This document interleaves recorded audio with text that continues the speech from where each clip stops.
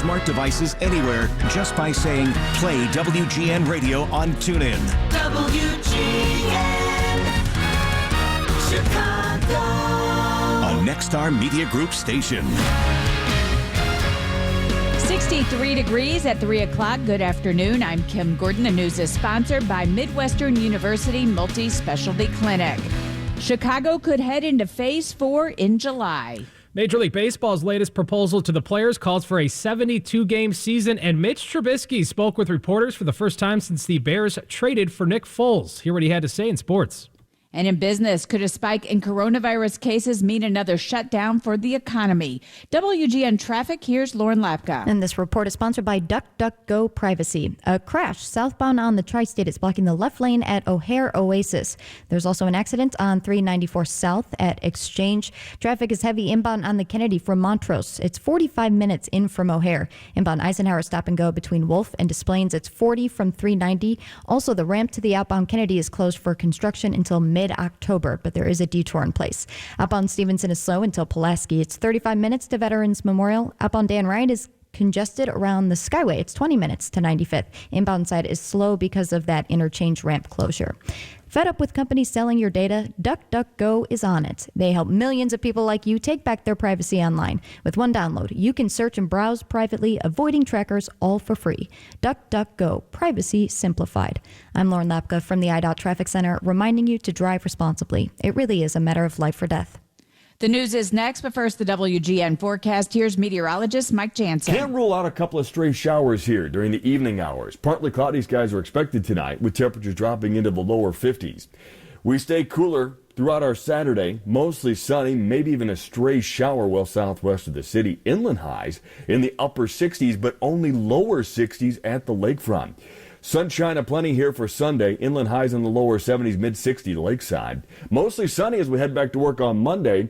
Into the upper 70s to near 80 inland, but lower 70s lakeside there. And then mostly sunny skies continue for Tuesday and Wednesday as temperatures continue to climb. Highs in the upper 80s to lower 90s inland, but it looks like low to mid 80s at the lake. From the WGN Weather Center, I'm meteorologist Mike Jansen. Even as the state prepares to move into Phase 4 at the end of June, Chicago Public Health Director Dr. Allison Arwoody believes the next phase in Chicago could begin around July 1st. She broke down the latest numbers at a press conference this afternoon. 1 out of every 57 Chicagoans now has had COVID. Even more than that have not been diagnosed but have had COVID. 1 out of every 1,200 Chicagoans has died from COVID. And about 1 out of every 12 Chicagoans has now been tested for coronavirus. The state announcing 595 new cases and 77 deaths in the past 24 hours.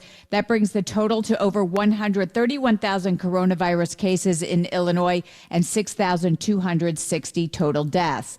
Coronavirus cases in many states are spiking as the economy reopens. More importantly, hospital beds are filling quickly.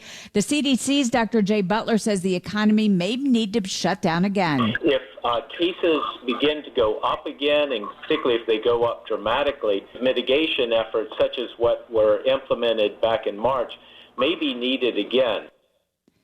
In Texas, coronavirus hospitalizations are up nearly 40% since Memorial Day. In Arizona, the statewide hospital capacity is at 83%. A University of Chicago survey finds 90% of Americans are wearing a mask, and most are postponing social activities, avoiding crowds, and avoiding contact with high-risk people. But most aren't committed to the idea of using an app or website to help identify or track infections. This summer's Illinois and Du Quoin state fairs have been canceled due to COVID-19. Manager Kevin Gordon says skipping the fairs this year is the right thing to do. No one could foresee the future and the effects this virus may have on Illinois come August. But this decision had to be made on what we know today. And that is, if the Illinois State Fair were to be held today, it would not be the same fair you have all come to know and love. And bottom line, the safety of our fairgoers is first and foremost and would never be compromised. If you've purchased a Mega Pass, coupon book, or parking pass, go to IllinoisStateFair.info for a refund. New York Governor Andrew Cuomo has signed into law a sweeping package of police accountability measures today. They include allowing the release of officers' long withheld disciplinary records, bans chokeholds, makes it easier to sue people who caught police without good reason, and set up a special prosecutor's office to investigate the deaths of people involved in encounters with police. A loss in court today for actor Jussie Smollett. A Cook County judge says new criminal charges against actor Jussie Smollett do not violate his right against double jeopardy. Charges were dropped against the actor last year after he forfeited $10,000 bond and did some community service. Smollett faces 6 new counts of disorderly conduct for allegedly lying to police about a staged racist homophobic attack. His attorneys want those charges tossed, but the judge said the new case was brought before a different judge and the first prosecution was void in its entirety when the charges were dropped. Ryan Burrow, WGN News. WGN Sports, here's Kevin Powell. Thank you, Kim. Harold Varner paces the field at the Charles Schwab Challenge as the PGA Tour's first tournament in 3 months moves on. Varner 11 under through 2 rounds. Jordan Spieth just a stroke off the lead after back-to-back 65s. Mitch Trubisky speaking publicly today for the first time since the end of last season. Of course, the first question was how he felt about the Bears trading for Nick Foles. Yeah, it was kind of interesting to me, but that's the business that we're in. I think I was kind of pissed off in a good way. I've been motivated ever since. I've been motivated since our season ended last year. I didn't feel like it went the way we wanted to, and we left a lot out there. But I'm excited for this year. I think it's going to be a good competition. Meanwhile, Major League Baseball reportedly proposing a 72-game season as the Owners and Players Association continue to negotiate a deal to get a season in. In the proposal, play begins on July 24th. The season would end September 27th. Commissioner Rob Manfred said this week he's 100% certain there will be a season this year. On the home of the Blackhawks, Northwestern Wildcats, and White Sox baseball, Kevin Powell, WGN Sports.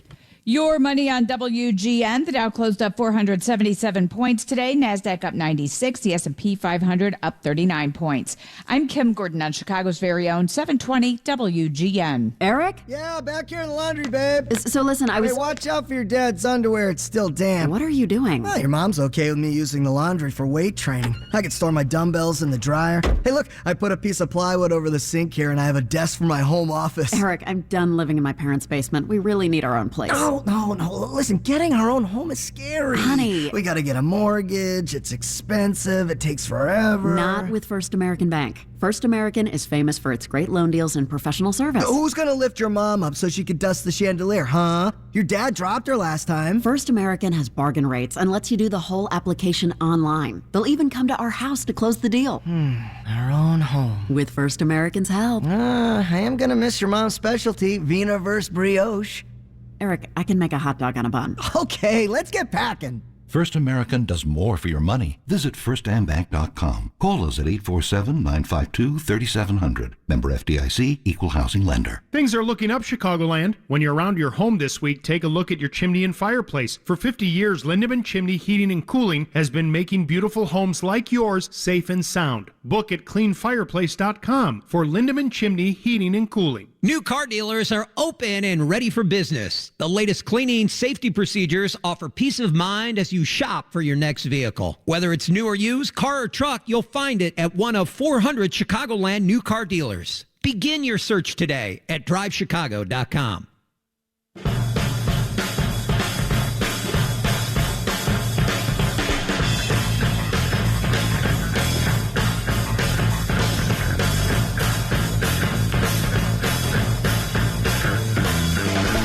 Welcome on board. It's a Friday. Many things to get to. I'm going to play some audio from this morning from our friends over at Fox 32. They interviewed the FOP president. I have not heard that played much else today. It's really very interesting, and we'll get your reaction to it right off the top of the show here.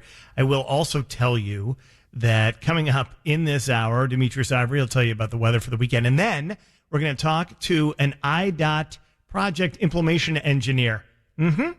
Yes, I know what you're saying. Why would we do that? Why do I need to do that? Well, because, excuse me. Yeah, maybe. Call 911, Lauren. I'm good. Okay. Yeah, right. She's going to, what's the number to 911? In Chicago, if you would like to go from the west to the north, do it. If you're heading east and you need to go north, Forget about it. Can't be done. Got to go south. We'll explain what's happening there. The Eisenhower, the interchange to the Kennedy northbound is no longer with us, or at least for the next 4 months. And you know everything about this stupid freaking project that they're doing on the Eisenhower and the spool and the Jane Byrne and the whole thing. I mean, this, honest to God, it will take more time to actually do the Jane Byrne project than Jane Byrne was alive. We will have gone through a second pandemic by the time they finish that. Yes, exactly. Right. And another 100 years war or something. I don't know. None of us are going to live long enough to see the fruits of this labor. We won't even be using cars anymore because we'll be flying in the sky. Tear it all down. That's an excellent point.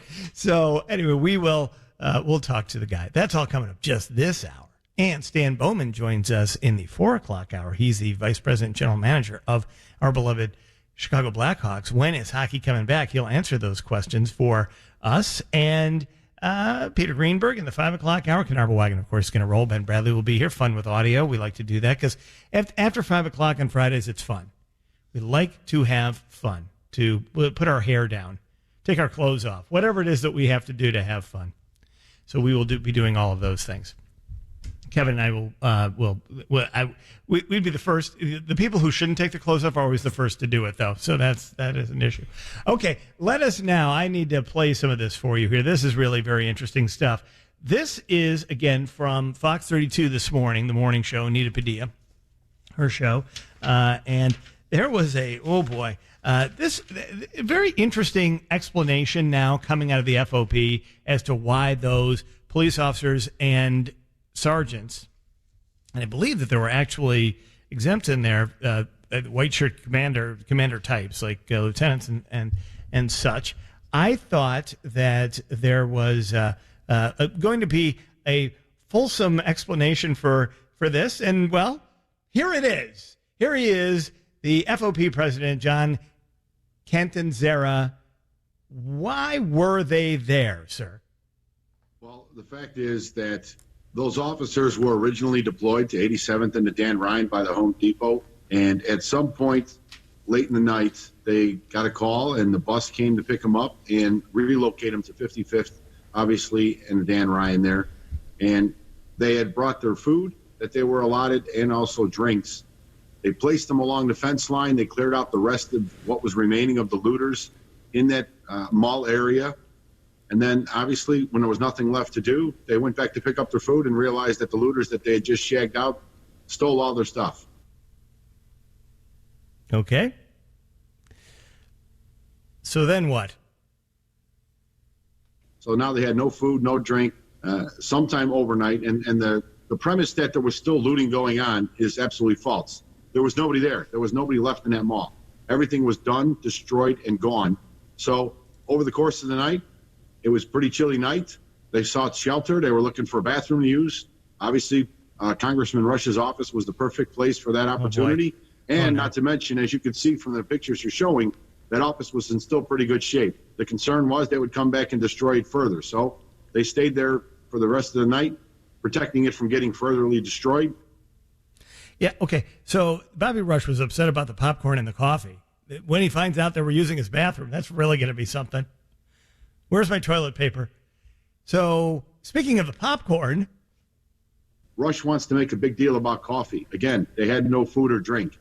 If he wants to, send me a bill for the coffee and popcorn, I'll be more than happy to reimburse him. But, call me crazy. I think that coffee and popcorn was bought with taxpayer money, which I'm pretty sure all of those officers in that office were tax-paying members. It was actually a campaign office. I made the same mistake, Mr. President. All right, now, this is where it gets a little bit ticky-tacky. Who's the coward? Bobby Rush still hasn't apologized from 3 years ago when he accused Chicago police officers of racial profiling during a traffic stop, which body cam proved he was an absolute liar. He's a piece of garbage. He hates the police from his Black Panthers day. He always did, and he especially hates white police. He's a racist. Where's the healing? Is there healing? I don't think there's going to be healing. All right. Now, what about this allegation that maybe one of Rush's people actually invited the police in? Somebody reported that Bobby Rush or one of his people did when asked, admit that they did reach out to local authorities when they were notified by their alarm company that there was a burglary. So local authorities can only be one place, the 2nd District right down the street, which is why we prepared FOIA requests for Bobby Rush's phones, for his staff's phones, and for the commander of the 2nd District's phone. Because I firmly believe there was a phone call made that the offices were burglarized and we needed to send a platoon over there to protect it. However, not protecting the popcorn nor the coffee. All right. That is the FOP president's. I'm going to play a little bit more of him on the other side of this because I think it is worth listening to. And we're going to be fair. This is what the FOP president's position is on this. I'm not sure that it's the position of the entire Fraternal Order of Police or even those police officers of the Chicago Police Department or the mayor. But this is what he is saying. We will play it for you. This is the most recent thing. And he does respond, by the way, to a controversy that erupted when he talked to our own Bob Surratt 2 days ago. And I'll play that for you on the other side. But first, here's Lauren Lapka telling us what's on the roads. And it's brought to you by the Illinois Department of Transportation. Well, as you mentioned, Ro, the inbound Eisenhower ramp to the outbound Kennedy is closed for the next 4 months. There is a detour in place, but also the final section of the old Montrose Bridge over the Kennedy will be demolished this weekend. So all inbound Kennedy traffic will be forced into the express lanes at Montrose, but this is all during overnight hours. I'm Lauren Lapka from the IDOT Traffic Center, reminding you to drive responsibly. It really is a matter of life or death. You could not like Frank. I mean, he's just that kind of a guy. Everybody liked him. Frank was killed working in a work zone in Cook County. The guy he was working with, he got on the phone with me and explained to me what happened. And I was searching for words. When you get in construction zones, too many people have gotten killed. These people got families just like you do. Please, slow down. You can learn more about Frank at lifeordeathillinois.com. Attention business owners. With the coronavirus and so many other contaminants polluting our air, the challenges of staying healthy and productive can feel overwhelming. Millhouse Engineering and Construction solves problems that improve communities everywhere. They use a special fog sanitization to effectively sanitize against the coronavirus. Maximize the productivity of your staff with peace of mind. You'll know you've taken precautions to provide process recently adopted by the major airlines. It filters the air with a 3-stage HEPA filtration system and uses a hospital-grade EPA-registered solution for fogging. Unlike other processes, their solution doesn't use bleach or leave a toxic residue. Their sanitizing fog combats contaminants in the air and on hard, soft, and porous surfaces. To sanitize the air against coronavirus and other contaminants in your office, call Millhouse Engineering right now for a consultation at 855-621-0001. That's 855-621-0001 or millhouseinc.com. Liberty Mutual Insurance Company helps you customize your home insurance so you only pay for what you need. Unlike things you paid for you didn't need, like that much-needed 125-inch flat-screen TV. It's hurting my eyes a lot. For your 100-square-foot bedroom. My neck isn't so much stiff as it's completely stuck. With Liberty Mutual, get customized home insurance so you only pay for what you need. Uh-oh, I'm seeing color splotches. Liberty, liberty, liberty, liberty. Only pay for what you need at libertymutual.com.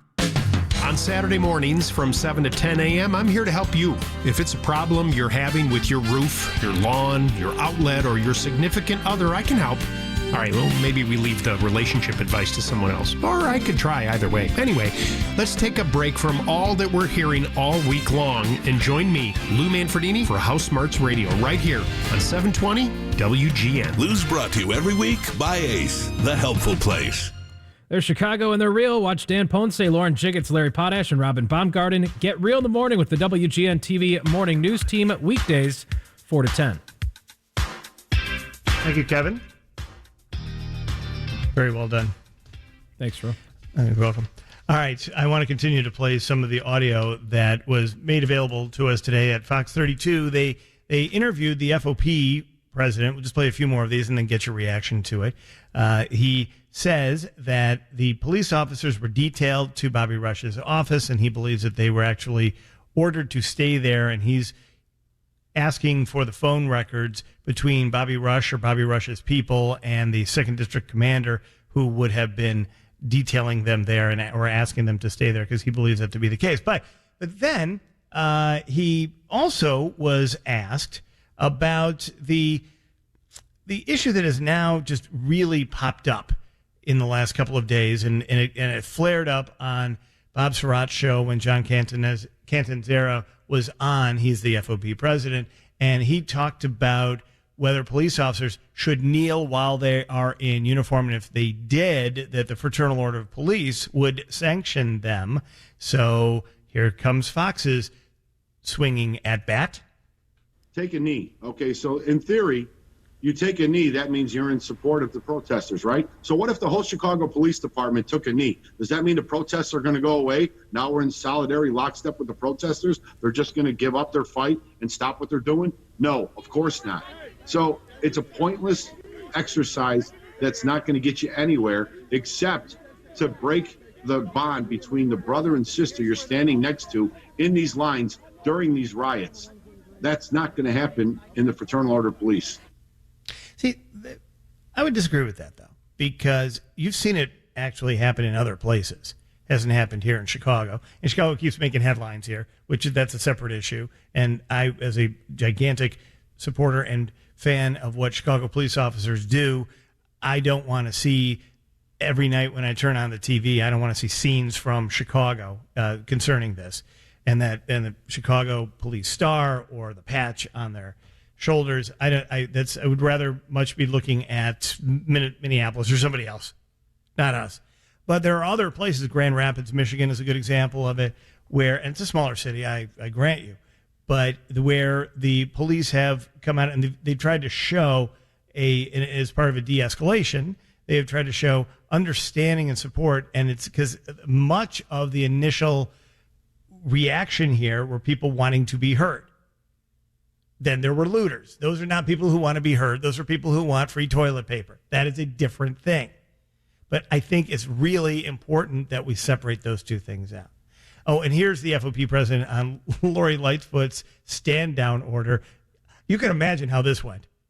I don't know that there's a black and white order on paper, but it clearly was the verbal order given: do not engage, do not, the last thing they wanted was video of something like the 68 riots where people just were randomly being whacked with billy clubs and everything else. It showed in her response. She clearly didn't want the police in full riot gear. She clearly didn't want the National Guard here, and she reluctantly had to ask for them, and we only got 300 then.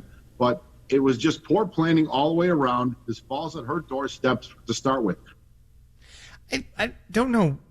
The one thing that I think that fails Mr. Catanzaro is he's not fully answering the question, which is he brought up the 68 riots, and he's criticizing her for a stand down order because she didn't want the optics of that. I think everybody agrees with that. Does he not agree with that? I'd like to know where he actually stands on that, because swinging with billy clubs and taking the images of those are things that it really took 50 years for the Chicago Police Department to live down. I mean, on the 25th anniversary of that and the 30th and the 40th anniversary of that, those images just keep showing and showing and showing. And you can watch any documentary about the unrest of civil rights movements and of political movements and Vietnam anti-war protesters in the 1960s, and that image is at the beginning, middle, and end of almost every single one of those documentaries.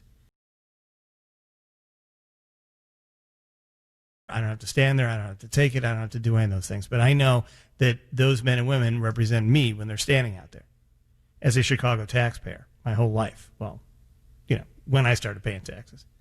Although I think I was paying a sales tax. All right. We'll get to your phones now. 312-981-7200. Matt, you're on WGN. Hello, Matt. Hello. So, nothing's going on this week, huh? This guy... This president of the fraternal, nicely in FCC appropriate as I can. All right. What does the Black Panther movement have to do with anything about what happened? Absolutely nothing. Well, other than Bobby Rush was a member of the Black Panthers. 50 years ago. Yeah, 50 years ago. Right. He's not now, and if he was a racist, and I'm not saying he was, but if he was a racist, I'm pretty sure he's not now.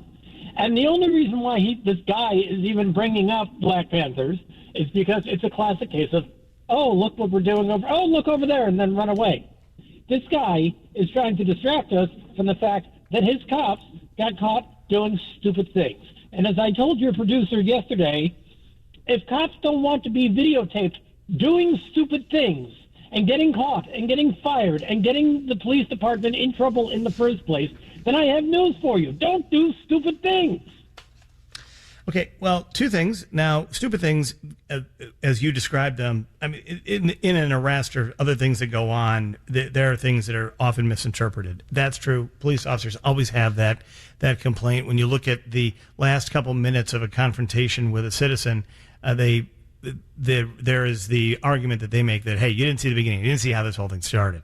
And if you saw how the whole thing started, you see how it ended, and that's okay. Now, we've also, however, seen, and this is why I think why we're in this moment right now, is what we saw in Minneapolis from a couple of weeks ago was so horrifying, so bloodless, inhumane, and just we watched an execution by a guy who just thought he could do it. And that has changed the way that we see that, and there's no argument that goes the other way. Most police officers don't do that. Most police officers, when they are making and effecting an arrest, they're far more humane than that.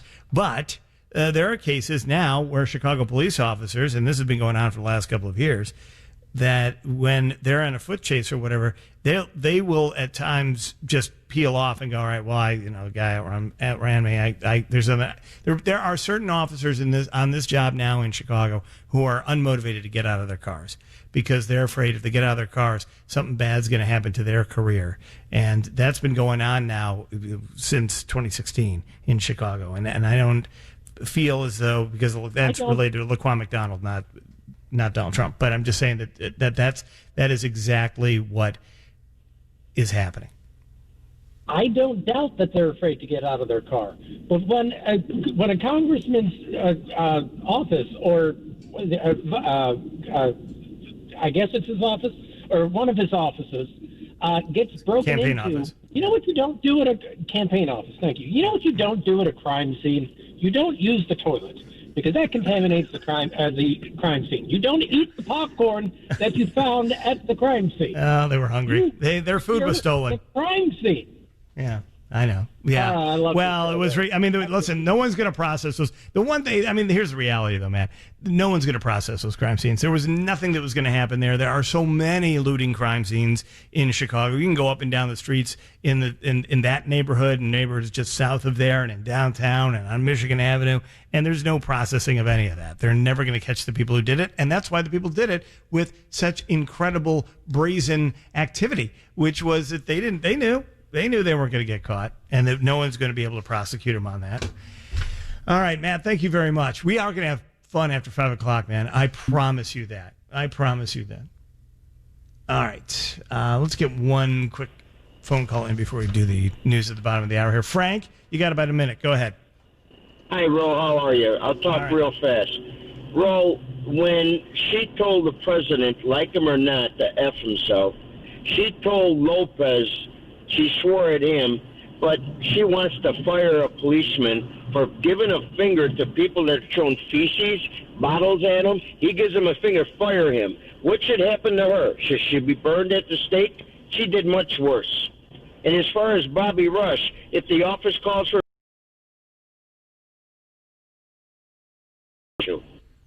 unless they bring their own popcorn, I think that would be the only way that they would be invited back to handle that. Frank, I appreciate your call. Thank you. Appreciate it. All right, let's do this. Coming up, we're going to find out why we have to go south to go north. That's coming up after the bottom of the hour. Demetrius Ivory will also be here to tell us if it's going to be beautiful this weekend or chilly, or beautiful and chilly. We'll find out. It all comes right. But first, here is Kim Gordon. She is standing by in the Northwestern Medicine newsroom. Hold on one second. Before we get to that, I also need to tell you that coming up in the 4 o'clock hour, Stan Bowman is going to be here. I'm being told in my ear. Don't forget to mention that, because that's important. He's the general manager of the Blackhawks, and we're going to learn a lot about the return of the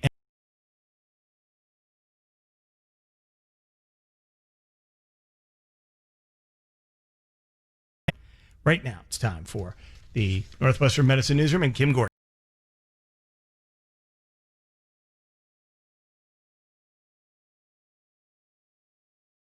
Phase 4 next month. So what did Mitch Trubisky think about the Bears trading for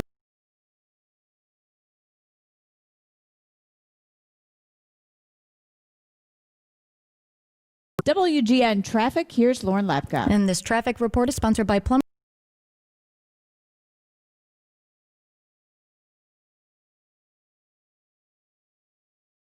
Land with licensed and highly trained plumbers 24/7. Call Plumbers 911.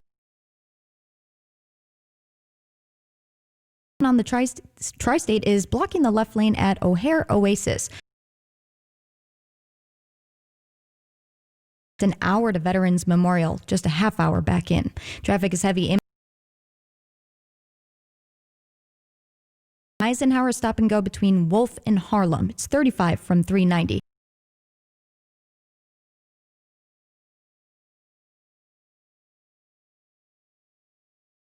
It's 27 minutes to 95th. Inbound side is slow near the interchange. From the IDOT Traffic Center, reminding you to drive responsibly. It really is a matter of The Permaseal Weather Center tonight, partly cloudy, a 10 to 20% chance for 67, cooler along the lake, and Sunday, sunny, a high of Chicago Public Health Director Dr. Allison Arwoody says all statistics peaked in May. We've been on a decline since. We've actually been stable or decreasing for more than 28 days as we entered phase 3. She says the city's monitoring closely 9 other states that have seen spikes in cases recently. The state announcing today 595 new coronavirus cases and 77 additional deaths in the last 24 hours. In Lakeview, outdoor dining has moved to the streets. Broadway's being shut down from Belmont to Diversey through the weekend for the city's new Make Way for Dining program. Maureen Martino is the executive director of the Lakeview East Chamber of Commerce. You know, being the first of the pilot programs to just kind of feel out how the rest of the neighborhoods are going to roll out. The restaurants are really excited to be able to get the extra capacity to bring in more people, to make a little bit more money. Around 30 restaurants will be open, buses and traffic will be rerouted. Chicago's Riverwalk reopened today, and architecture boat tours are back on the river. Tourists must wear masks on the boats, and seating arrangements have been reconfigured to enforce social distancing. The 606 Trail and the lakefront remains closed. The Republican National Convention will now be held in 2 cities after President Trump's feud with North Carolina's governor. The standoff is over social distancing guidelines to stop the spread of the coronavirus. A scaled-down convention will still be held in Charlotte. Dean Black is the chairman of the Republican Party of Duval County. He says Jacksonville has done a great job handling the pandemic and protests over racism and police violence. I refuse to accept the fact that the hosting of the Republican National Convention in our great city must somehow necessarily be divisive.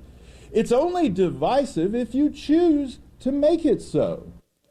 The president will deliver his acceptance speech in Jacksonville.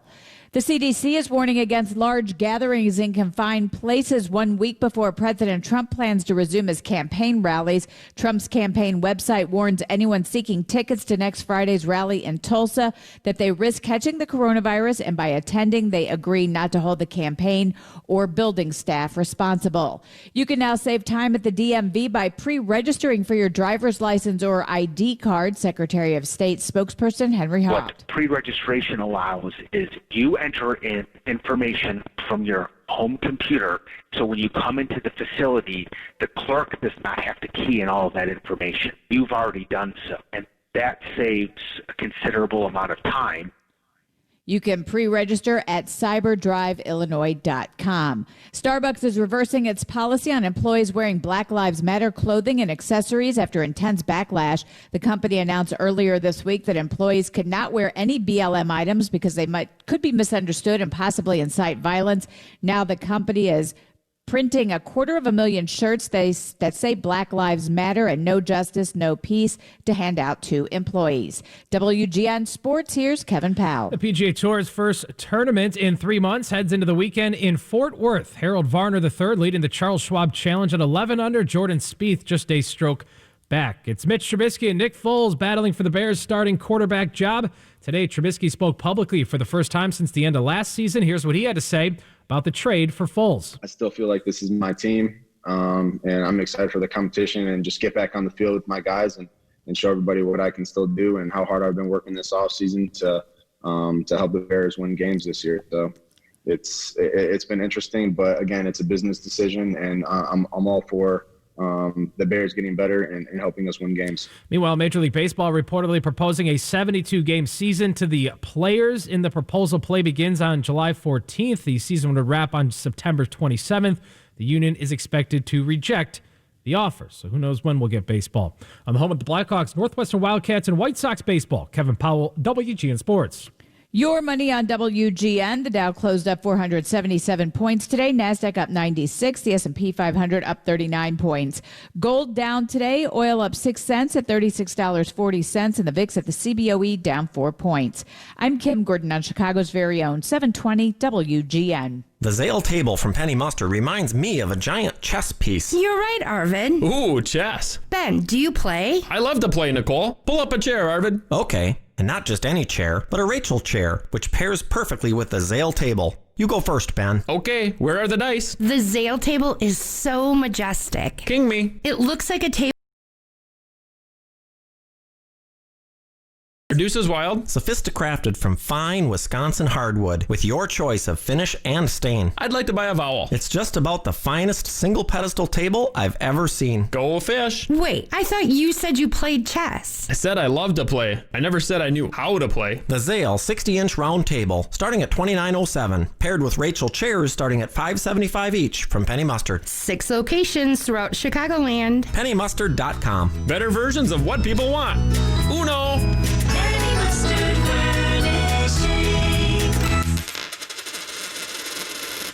With over 31,000 associates on the front lines, Jewel Osco has superheroes wearing everything from deli aprons and tech coats to bright orange safety vests. We take great pride in the way Jewel Osco people stepped up to provide essential services during these challenging times.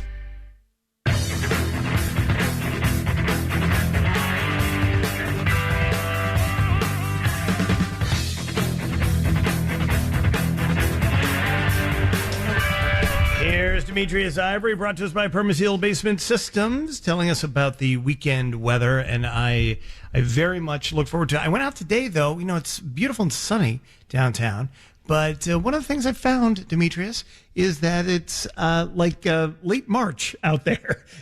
Yeah. I get it. It is, like you said, it is March, jacket weather. But yeah, outside of the city and away from the lake, they've warmed into the 80s today, but everywhere else has seen cool numbers. We were actually in the mid 70s early before lunchtime, but then dropped down very quickly. Oh yeah, I had to layer. I had to actually, I figured my layering days are over, at least until late August, September, something like that. And no, I had to layer. It was bad. Isn't it awesome though? You get to pull out the layers one more time, But beautiful, man. Layer. I will say, and I always do, the beauty of the sky, and there's something, despite the fact that we're in the middle of all of this, pandemic and civil unrest and all the other things that could possibly go wrong have gone wrong in the year of 2020. I will say that the weather has been quite pleasant. That's the only thing I can think of to say that's good about it. But yeah, I mean, it is what. The next one's going to be a hurricane across the whole country. Hey, I'm willing to trade it. There is always a thing that goes on. Really forgiving winter. We had what really in Chicago. You grew up in Cleveland, you understand. This is same thing up there too. It's you got two seasons. You got winter and summer, and that's it essentially. Exactly. And then winter's from at least Halloween to Easter, where I'm from. So. Right, well, that's true. So you're right. And then like when you look at years before, I'd say like the last couple of years, it's either been cool until it was 90 for 100 days in a row, or it just turned warm very quickly, in February or March, and just warmed up. So you're right. We had a kind of a normal spring, an old school spring. Old school. It was old school. It was very lovely. All right, let's talk about the weekend. What are we expecting? Well, this weekend, again, there'll be, what is it, March 12th coming our way tomorrow? It's going to be chilly. It's going to be chilly again tomorrow. Highs in the mid to upper 60s. I got a slight chance for a sprinkle out there, and I don't want to put it in there, but with the front in there, it's better to say that tonight than to read the emails. So a slight chance of a shower tonight. Then tomorrow we'll get into sunshine, I think, during the day. Highs will be in the upper 60s away from the lake, so still a chilly day. Along the lakeshore, you're talking low 60s, so not the beach day there. Then into Sunday, we'll see mostly sunny skies, low 70s. Monday, Tuesday, Wednesday, the heat's on once again. Monday, upper 70s. Tuesday, 86. Wednesday, 90. I don't have any rain, significant rain coming our way until next Thursday, so we will be watering the gardens. We're going to go from rain every day or every other day to watering the gardens, I think, very soon into Monday or Tuesday. I grew up in apartments, and so I didn't really know anything about gardens until I eventually got a garden in my house now. And I really enjoy the idea of it, and I'm learning about flowers. I'm doing a thing. It's almost like I'm a prisoner and learning a new thing while I'm stuck here, and I'm trying to figure out, like, all of a sudden I'm going to come out like a woodworker or something. But I know what a hosta is. I didn't know what a hosta was before, and hydrangea and crawling hydrangea and all the rest of those kinds of things. And now I have to be responsible for it because. And I keep thinking, well, it's going to rain. It's going to rain. It's going to rain. And then when it doesn't rain, I'm like, I feel like I'm out there at 2:00 in the morning going, oh my God, it's not going to rain. And I'm out there watering because I figure I'm going to, after building these things, I'm going to kill them. You're like me. I'm such an amateur too, because we're checking it every day, sometimes 2-3 times a day, right? Hey, whoa, is it still there? Is it bigger? Is it? Yeah, I actually had a dream. I'm trying to grow asparagus. I actually had a dream that the asparagus came up the other day. And I woke up in the middle of the night like, oh, should I check it? Should I check it? And no, it's still. A garden in her kitchen. She's doing one of those hydroponic things with that she bought on Amazon, and the thing. The light comes on overnight. It lives the opposite, so it's like the day is night, night is day, and when and even the sunlight, the natural sunlight, and this stuff is overgrown. It's like it is like ivy that is just overgrown of all these herbs and spices. And when they started to tell me they were doing this, I'm like, you guys are growing pot, aren't you? That's what you're doing. Right. That's what's happening over there. Because all I can see is like grow lights in there, and I'm like, okay, well, listen, if you want to make a little extra money, I mean, it's legal now anyway. It's legal, go for it. Yeah, but that wasn't it. That was not the case. They're doing time, which I don't even particularly like. Well, all right, well, that's good. So as we look ahead now into the weekend, we've got cool on Saturday, and then Sunday is going to be okay. Sunday's still a little bit cooler than normal, low 70s. Along the lakeshore, it'll probably be upper 60s, so still a little bit cool. No rain, though, so you got to get out there at 2 a.m. Monday morning and water the hostas. No, it's what happens. I wake up and I'm like, oh, damn it! Oh, my God, I forgot! What am I doing? And I'm down there in my underwear watering, and then the neighbors are coming. They hear the noise, and they're up. They come out with their pitchforks and axes and oh man, it is something. What is happening over at the Ivory household this weekend? Let's see here. We are doing a bunch of honeydew stuff. I'm going to try to say I'm busy and something and just go for a walk or something, or maybe even can bars give like to go Yeah, through a window. Yeah, they're not supposed to, but they're doing it. There's all kinds of. Listen, I got you hooked up. There are bars that have been open for months. I could send you to, and there's restaurants. I mean, you're out in the suburbs. There's some restaurants that where it's maybe walking distance. I'm not 100% sure, but this is the problem. This is the problem when you work with your spouse. That you can't say, "Honey, it's work. I gotta go," and she wouldn't know any better. It's the worst. But I got you though. And she doesn't do the radio.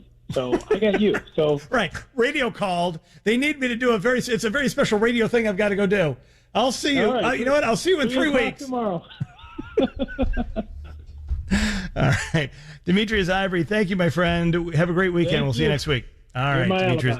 Yes, that's right. I've said that to a few people along the way myself. All right, coming up, why Texas U-turn, I think is what they call it. And then get back on the, which is things I'm not opposed to it when I make a mistake, but for it to be planned, if he is a project implementation engineer, and he will explain to us exactly what is going on. A day. That's how crazy. Every single day. Well, at least when the economy is at full motion.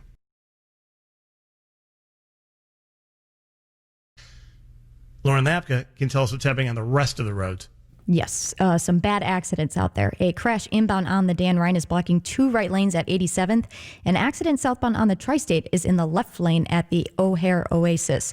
A crash outbound on the Stevenson is blocking 2 lanes at Cass Avenue. And a medical emergency westbound on the Jane Addams is blocking the right lane near Arlington Heights Road. I'm Lauren Lapka from the IDOT Traffic Center, reminding you to drive responsibly. It really is a matter of life or death. With the recent rains and wet weather, Permaseal is working very hard to help every homeowner in Chicagoland and Northwest Indiana area. But we need your help. Hi, I'm Roy Spencer, president of Permaseal Basement Systems. We're hiring in all departments, especially sales, customer service, and installation. We're looking for people with a great work ethic, who have ambition, a positive attitude, want to learn new skills, and have a desire to make the world a better place. Sound like you? Then go to permaseal.net/careers to apply today. No experience needed. We will teach you to become an expert in waterproofing and foundation repairs. Even if you're not presently looking for another job, I'd encourage you to consider working for Permaseal. We offer great training, year-round work, tremendous growth opportunities, and a great, fun work environment. To apply, go to permaseal.net/careers. If you're looking for a career change or a dry basement, you know who to call. Permaseal. 800-421-7325 or go to permaseal.net. Permaseal. So, Chicago, you may have heard the local tucking it right under their briskets. While we cannot confirm or deny the so-called cow-tipping behavior, we can tell you the Geico Insurance Agency could help you save on home, renters, or condo insurance. And Geico could help you save on boat, RV, or motorcycle insurance. Plus, they have agents you can reach 24/7. I'm certain the cows wish the tipping would happen 24/never. I can't speak to that, but I can say that Geico is the second largest auto insurer in the country. The cows, however, voted the tipping teens their largest annoyance. Plus, Geico gives people more free time with access to their mobile app you can use to file a claim, pay your bill, or add a driver. Local cows hope the teens find something more constructive to do with their free time. Geico. You could get legendary savings and more at geico.com, over the phone, or at your local office.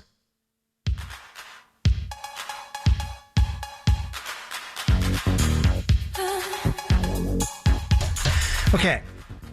This is the kind of town where if you want to get from point A to point B, you might have to go through C, D, E, F, G, H, I, J, K, L, M, N, O, P, Q, R, S, T, U, V, W, X, Y, Z before you get to B.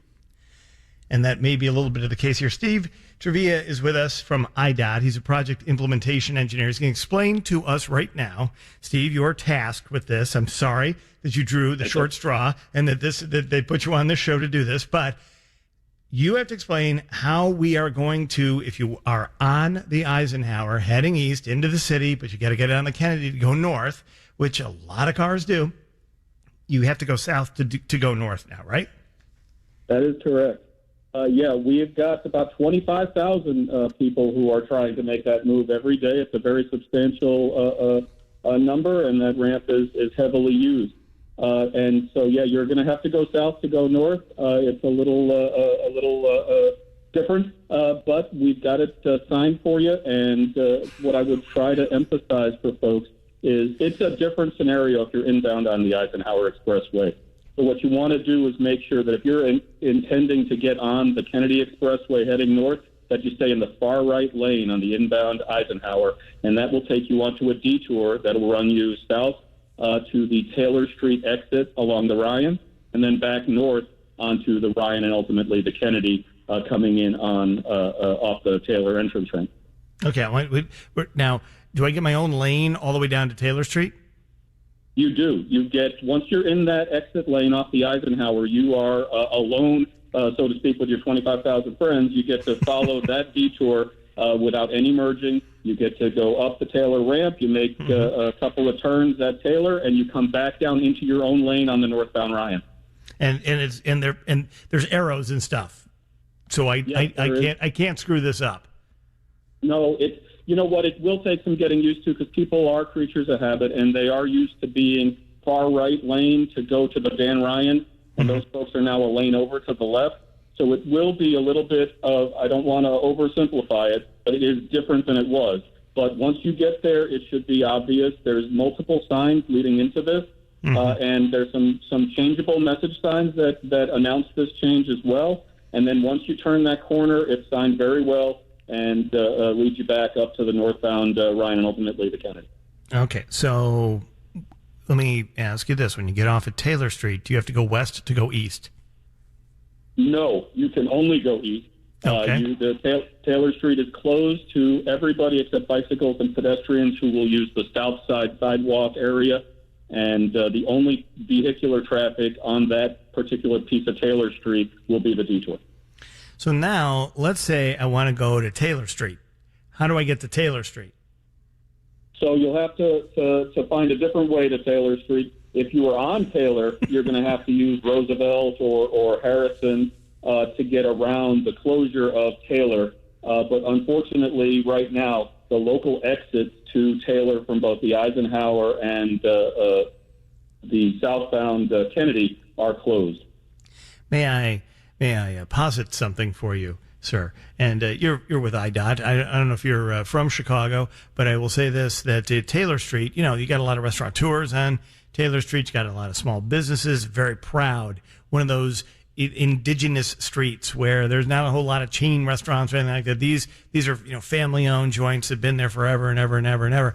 And I'll bet you they're already mad about the pandemic and then whatever else was happening to them through the civil unrest. And now that they're getting cut off from the Kennedy or from the Dan Ryan, that's going to make them very mad. I can just tell you right now. Have you heard from them?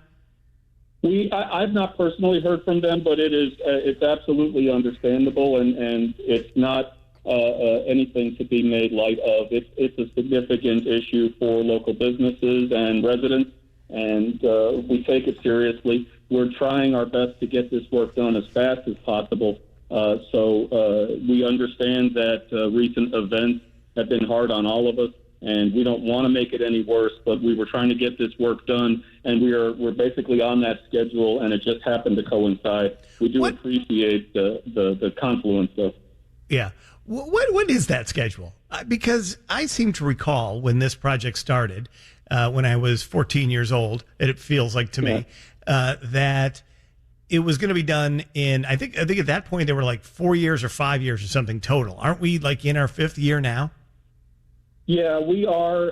We're hoping to have everything done by the year 2022. So all lanes open on the Kennedy, the Ryan, the Eisenhower, all of the interchange ramps and all of the local ramps. Everything should be done by 2022, with the exception of maybe some landscaping and things like that. But functionally, the highways will be finished by then. This particular element of the project, this eastbound Ike to northbound Kennedy ramp, is on a 4-month schedule.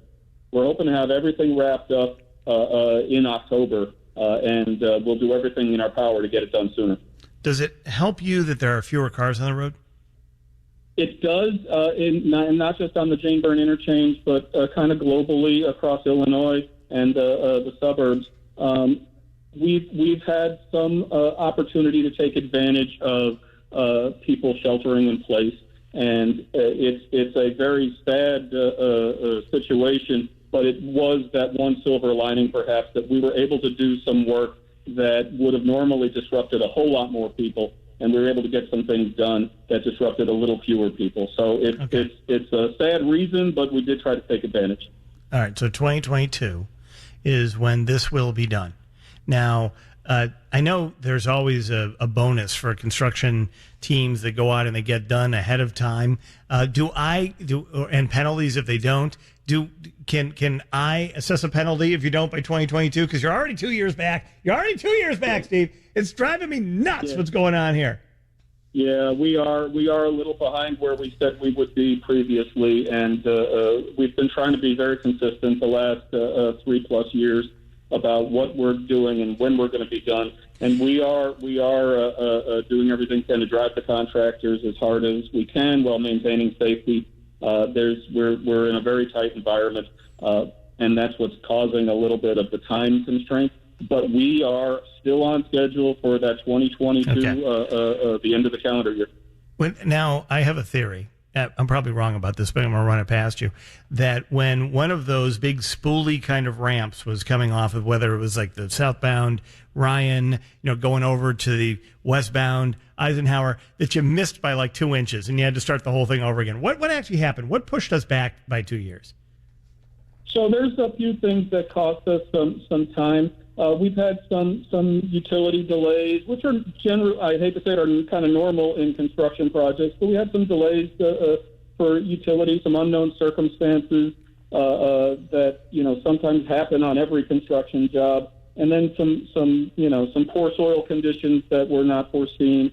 And on top of all of those things, there was the need to kind of push ourselves off of this job for a little bit of time and focus on I-55 and Lakeshore Drive, where the bridges over there were starting to deteriorate in such a accelerated fashion that we were losing lanes on those facilities. In fact, holes all the way through those bridge decks that could not be ignored.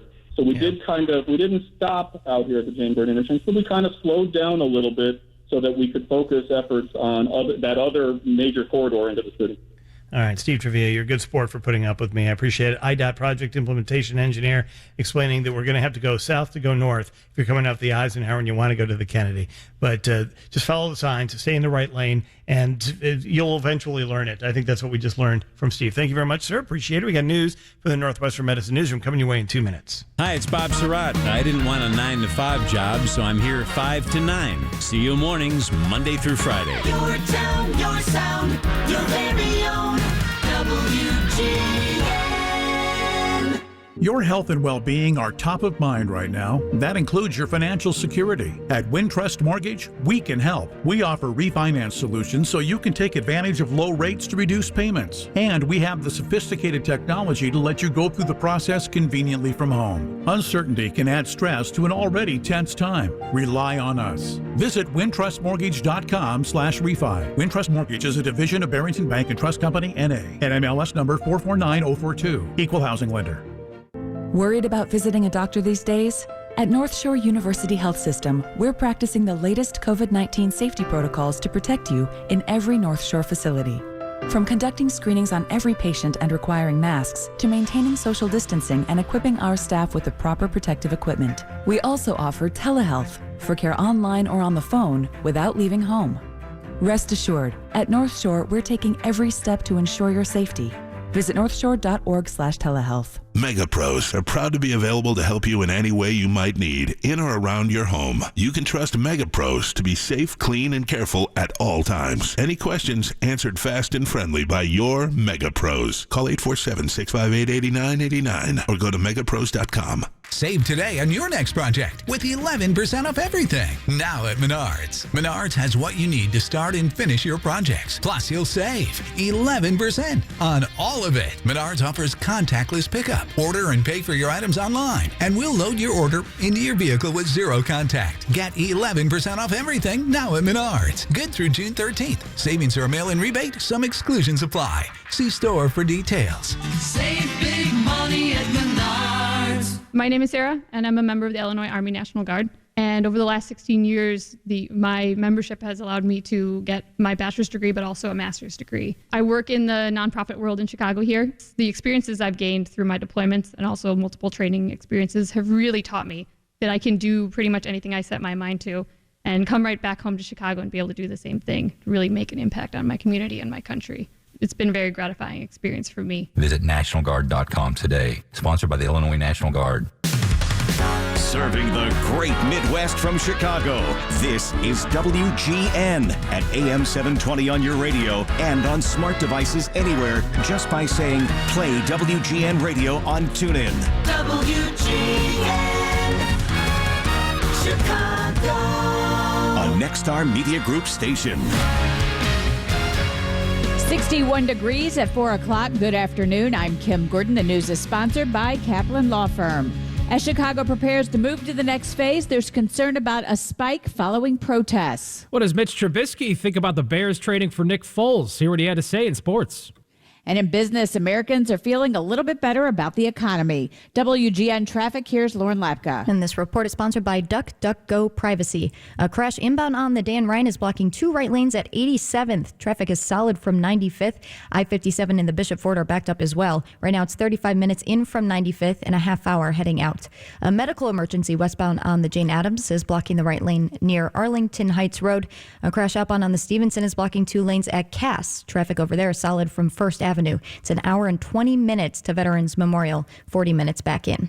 Traffic is heavy inbound on the Kennedy from Montrose. It's 45 in from O'Hare. And inbound Eisenhower is stop and go between Wolf and Des Plaines. It's 40 minutes from 390. And that ramp to the outbound Kennedy closed for construction until mid-October, but there is a detour in place. Tired of being tracked online? DuckDuckGo can help. They help millions of people like you take control of their personal information online. With one download, you can search and browse privately, avoiding trackers, all for free. DuckDuckGo, privacy simplified. I'm Lauren Lapka from the IDOT Traffic Center, reminding you to drive responsibly. It really is a matter of life or death. The news is next, but first the WGN forecast. Here's meteorologist Demetrius Ivory. Sprinkles can't be ruled out for this evening as a cold front comes through our area. Tonight's low temperature down to 53 degrees. Tomorrow we warm back up, but not much. Highs only in the mid-60s, a little bit cooler along the lakeshore. A typical high would be around 80. We're nearly up to 80 on Sunday, mostly sunny skies there, and we continue to warm up for Monday, Tuesday, and Wednesday. Monday's highs in the low 80s, Tuesday mid to upper 80s, and Wednesday around 90. I'm WGN meteorologist Demetrius Ivory. Chicago continues to make progress in the fight against the coronavirus, and the city could move into phase 4 at the beginning of July. Chicago Public Health Director Allison Arwady says all ethnicities are seeing a decrease in cases, but they're monitoring African American communities closely. We continue to have more severe cases, more hospitalizations, and more deaths among African Americans. And so that's where we've continued with the work of the race equity team to make sure that we're both working on testing, but also ensuring people are connected to care. This gets back to underlying conditions. The city introduced a new dashboard today that allows residents to monitor all of the latest statistics. You can access it at chicago.gov/coronavirus. The massive number of protests across the country are a source of concern to health experts who worry they could touch off a surge in coronavirus cases. Dr. Anthony Fauci says it's not clear if additional cases could multiply into a COVID spike. The critical issue is how do you prevent those new infections that you see from all of a sudden emerging into something that is a spike. And that's the thing that we hope we'll be able to contain. But time is going to tell in the next few weeks. In Chicago, testing has gone down due to the unrest. The state announcing today 595 new coronavirus cases in the past 24 hours and 77 additional deaths. The city has unveiled a virtual memorial to celebrate the lives of those that died from COVID-19. The memorial is called Chicago Remembers. An online form can be accessed at chicago.gov/COVID-19. Chicago's Riverwalk reopened this morning with restrictions. Here's WGN's Sarah Gindra. The city created designated hours for recreation and concessions in order to control crowd sizes and maintain social distancing. The Riverwalk is open to runners and walkers until 10 o'clock. Then it'll be shut down for cleaning starting at 11 until 9 o'clock in the evening. The Riverwalk's concession program vendors will be open by reservation only. It's still unclear when the lakefront will be reopened. Americans are feeling a little more confident about the economy as more people return to work. Consumer sentiment rose to nearly 79%, but the first survey's chief economist says despite the jump, few consumers expect favorable economic conditions to return anytime soon. His name, George Floyd. A small crowd of city and faith leaders gathered this afternoon on the west side for the Spirit of King March. Participants say the goal of the march was to honor the life and death of George Floyd and bring attention to the nation's challenges of racism, disparities, and injustice. And now with WGN Community Corners, here's Ryan Burrow. Punch Bowl Social has permanently closed its Schaumburg location after failing to reach a new agreement on lease terms with the landlord. The CEO of Punch Bowl Social releasing a statement saying the landlords cannot expect to maintain status quo economic terms negotiated in pre-pandemic times. The company's also backing out of a lease at a restaurant in Colorado, but will remain in Chicago's West Loop. Punch Bowl Social opened in Schaumburg in 2015, taking over the building formerly occupied by John Barleycorn. I'm Ryan Burrow with Community Corners on WGN Radio. WGN Sports, here's Kevin Powell. Thank you, Kim. Second round play of the Charles Schwab Challenge underway in Fort Worth as the PGA Tour season resumes. Harold Varner III, the leader at 11 under. Jordan Spieth fired a second consecutive 65. He's just a stroke back. Mitch Trubisky says the Bears trading for Nick Foles has motivated him and that he still considers it to be his team. Quarterback spoke publicly for the first time since last season. He enters the upcoming year in a competition for the starting job. He also enters the season on the final year of his contract after the Bears declined to pick up his fifth-year rookie option. So it wasn't really a big surprise to me because I kind of felt like I had it come in. I mean, I put myself in their shoes. If I was looking at myself, I feel like I would have to go out and earn that fifth option. I feel like the way I played last year didn't merit that. So I wasn't all that surprised. I think they called me, 3 days before it actually came out to the media that they're declining my option. Meanwhile, Major League Baseball has offered players 80% of their prorated salaries and a 72-game schedule starting July 14th. In the latest effort to get a season going, players would get 70% of their prorated salaries during the regular season, the rest for completion of the postseason. Players have insisted they receive 100% of their prorated salaries, the terms these sides agreed on in March. And a day after the NHL announced July 10th as the start date for training camp across the league, Blackhawks general manager Stan Bowman set to join Rowe this afternoon. He'll be on just after the 4:30 news. On the home of the Blackhawks, Northwestern Wildcats and White Sox baseball, Kevin Powell, WGN Sports. Your money on WGN. The Dow closed up 477 points today. NASDAQ up 96. The S&P 500 up 39 points. I'm Kim Gordon on Chicago's very own 720 WGN. Here's to all the farm and fleet dads, the ones who get the job done right, the ones who work hard and take pride in what they do, the ones who take the time to pass it on. Show your appreciation this Father's Day with a gift you know he'll love from his favorite store, Blaine's Farm and Fleet. For the dad who loves working in the yard, save $20 on 3M Bluetooth WorkTunes hearing protection, just $59.99. Get $100 off a 46-inch Cub Cadet lawn tractor, $1799.99. And get a free battery when you buy a Milwaukee M18 blower bare tool. See store for details. Can't decide what to get, Dad? A Blaine's Farm and Fleet gift card is always the perfect gift. Plus, get more great deals throughout the store, like 8-pound bags of KT Niger Thistle or Sunflower Hearts and Chips Birdseed. Your choice, just $9.99. And 50-pound bags of Diamond Crystal Solar Salt are just $5.29. Rewards members get 4 bags for just $20. Find value at Blaine's Farm and Fleet. Did you know almost 40% of automobile recalls go unrepaired? That's not safe. Check DriveChicago.com to see if your car has an open recall. Then no matter where you bought it, schedule an appointment with a new car dealer for a free repair. Don't wait. Do it today. Things are looking up, Chicagoland, with summer around the corner. It's time to get your annual air conditioning tune-up from Lindemann Chimney Heating and Cooling. Schedule today at lindemann.com. That's lindemann.com.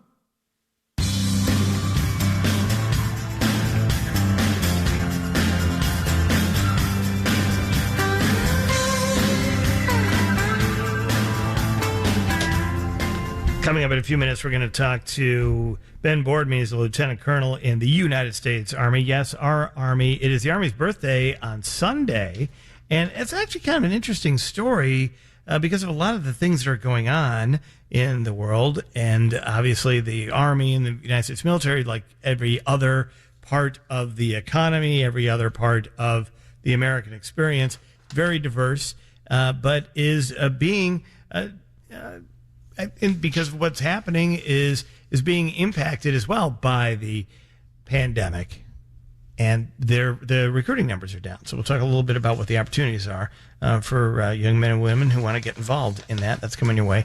Perhaps you want to get involved in it. Maybe your kids have been thinking about it. We can talk a little bit about that with Lieutenant Colonel Ben Boardman coming up. But I want to do something before we do that very quickly. Chicago lost one of its more colorful. Harris.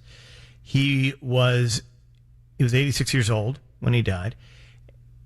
Was a longtime Chicago alderman. It started in 1971 and all the way into the 2000s, I believe. He when he left office, when he actually ended up losing an election, which seemed unheard of, seemed almost impossible. Brendan Riley is the alderman in that ward now. But the one thing about Bert was that Bert was always had a thought. Bert was an historian. He was from Wausau, Wisconsin.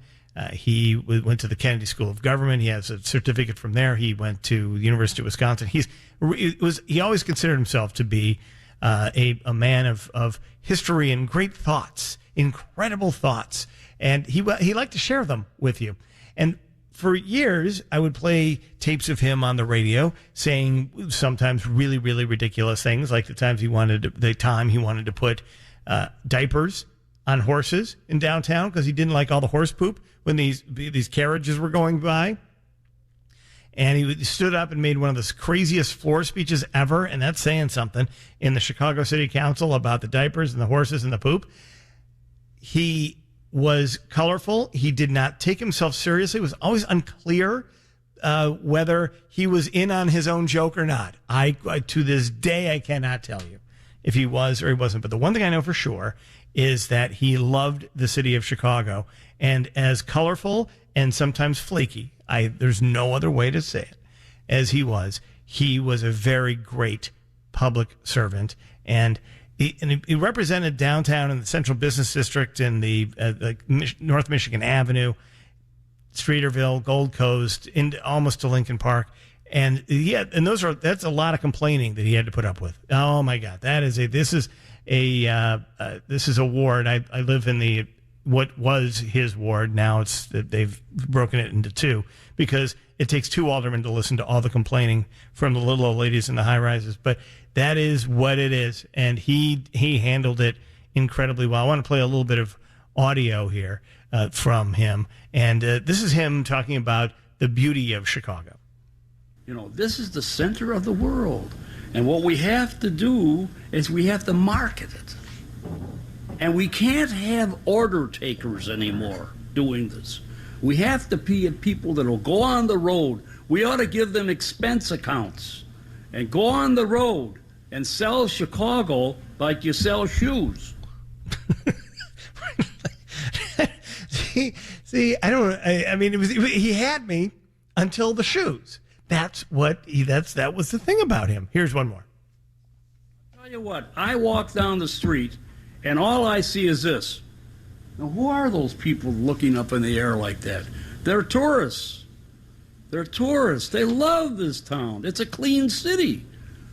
If you find paper, Mayor Daley will yell at you if you. And Mayor Daley did yell at him. As a matter of fact, all the mayors yelled at him. We ran into him. Kevin, Lauren, and I were out to dinner right before the pandemania started. at a restaurant, and he came up to the table and just started talking to us. I don't know if you guys remember that, but he said goodbye about 7 times, Ro. Yes, I mean, it's hard to forget it when it happens. And what he did in his latter days is he would walk into restaurants and just walk table to table and start talking to people. And it was a small restaurant. He started to get a little lost. And, obviously his age and his health had deteriorated over the years, but he was a fighter, man. He was a total fighter. I used to use him as a newsman, a fill-in newsman at the other radio station, because he took it really seriously, but it was ridiculous. His sound was really something, but the news was accurate. So I always enjoyed that, and I enjoyed him, and I enjoyed saying goodbye to him for 7 times. But when he walked away from that table, I think you two will recall, I said that was, I know it's hard to believe, but that was one of the most powerful men in the city of Chicago at one time. And he was. So Bert Nateris was 86 years old, and he was a one of a kind. I don't think there's any other way to say it. Absolutely one of a kind. He will be missed. All right, coming up, we're going to say hello to the Army because they need, they're looking for you. And we'll tell you why they're looking for you after Lauren Lapka tells us what's happening on the roads. A crash inbound on the Dan Ryan is blocking 3 Ford is solid from 111th, and the inbound I-57 is solid from Halstead. There's also that bad crash outbound on the Stevenson blocking 2 lanes at Cass. Traffic there is solid from 1st Avenue. There's also a vehicle fire at Pulaski, so both of these accidents causing lengthy delays. I'm Lauren Lapka from the IDOT Traffic Center, reminding you to drive responsibly. It really is a matter of life or death. On Saturday mornings from 7 to 10 a.m., I'm here to help you. If it's a problem you're having with your roof, your lawn, your outlet, or your significant other, I can help. All right, well, maybe we leave the relationship advice to someone else. Or I could try either way. Anyway, let's take a break from all that we're hearing all week long and join me, Lou Manfredini, for House Smarts Radio right here on 720 WGN. Lou's brought to you every week by ACE, the helpful place. At Midwestern University, healthcare education is what they do. Their campus in Downers Grove features 6 colleges and 12 degree programs. Here you'll benefit from hands-on training, expert faculty mentors, and patient-focused programs. You'll also learn side-by-side with students in other health professions. About their programs at midwestern.edu. That's midwestern.edu. Midwestern University, tomorrow's healthcare team. Every day brings an opportunity to connect to your community and one another. With AARP, you can connect without ever leaving home. Just click, and you're at a movie watch party with other fans, viewing a webinar on how to virtually care for loved ones, or listening to a fraud prevention podcast. Connections like these remind us that we're all in this together. With virtual offerings available here in Chicago, you can click to connect at aarp.org/nearyou. My dog Mojo was half beagle and half coonhound. He ate everything in sight. He would swallow things whole, including a chicken carcass, a bird nest with a bird in it, and assorted stones and sticks. We had to take him to the veterinary emergency room. After surgery, Mojo had skin issues. He was constantly itching and scratching, chewing on his feet, and chewing the hair right off of his legs, being irritated, lethargic, and just not the same dog. DINOVITE.com.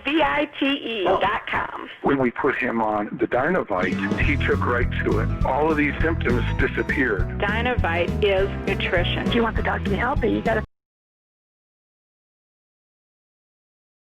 Dinovite for life. If you love your dog, you don't just want him healthy, you want him to be happy. You won't believe how happy your dog will be. DINOVITE.com. Working from home? Conference calls? You're still on mute, John. With everything we have going on right now, it's never been more important to get the sleep we need. Quality sleep is a natural immune booster, and only the Sleep Number 360 smart bed senses your movements and automatically adjusts your comfort and support on both sides, your Sleep Number setting. So all those other things we're doing to stay healthy and happy, well, they'll work better too. And now save up to $600 on select Sleep Number 360 smart beds, plus special financing and free premium delivery when you add a base. Ends Monday. To learn more, go to sleepnumber.com. Special financing subject to credit approval. Minimum monthly payments required. See store for details. Need new windows or doors? Call the company recommended by Lou Manfredini. Call Gilkey Windows. Gilkey manufactures the highest quality vinyl and fiberglass. $1,000 off 5 or more windows, $2,500 off 10 or more windows, and take $700 off patio and entry doors, or no money down, no interest for 12 months. Visit their showrooms in Chicago Ridge Monday through Saturday, or Palatine all week long, including Sunday, 10 a.m. to 4 p.m. Call 888-3-GILKEY for more details, 888-3-GILKEY, or visit gilkey.com. Early morning, stay safe and stay connected with Morgan Kochmeyer's weather forecast and Sarah Gindra's traffic reports. Weekdays 4 to 6 on WGN TV Morning News. All right, Kevin, I'm going to volunteer you for the United States Army. I'm here to serve my country. Yep. Lieutenant Colonel Benjamin Boardman is joining us right now. And Colonel, thank you so much for being with us. And happy birthday to the U.S. Army. The U.S. Army turns 245 on Sunday, which is surprising, doesn't look a day over 50. So congratulations to you on that. All right, let's. One of the things I know that you want to talk about is the fact that recruiting is a little softer than it had been. Obviously, like every other part of the economy, the pandemic changes a lot of things, and it's included changing the number of people who are willing to or can sign up, right? Well, first of all, thank you very much for having me on. I really do appreciate the opportunity. And absolutely, for anybody that is with you in the studio or where you are, we will give you all the information you need by the time we're finished talking here. If you want to volunteer someone for the Army, we are here to serve you. Yeah, I'm sending you. So thanks a lot for that. I appreciate it. So with respect to recruiting during the pandemic, so it's obviously been a really challenging time for our nation. And, you know, as the Army, we're not immune to that. We had a very fortunate situation leading into it where we were doing much better this year as an Army with respect to recruiting. And that gave us a little bit of time and space to really think about our response. And what we've really focused on is how do we adapt in the environment to make sure that we can continue to support the all-volunteer force in a way that our nation calls us to do. We know it's a critical national security mission, and so we remained, all in, but we wanted to make sure that we took the full measure of initial precaution to protect our soldiers and their families, as well as the community members that we work with on a daily basis.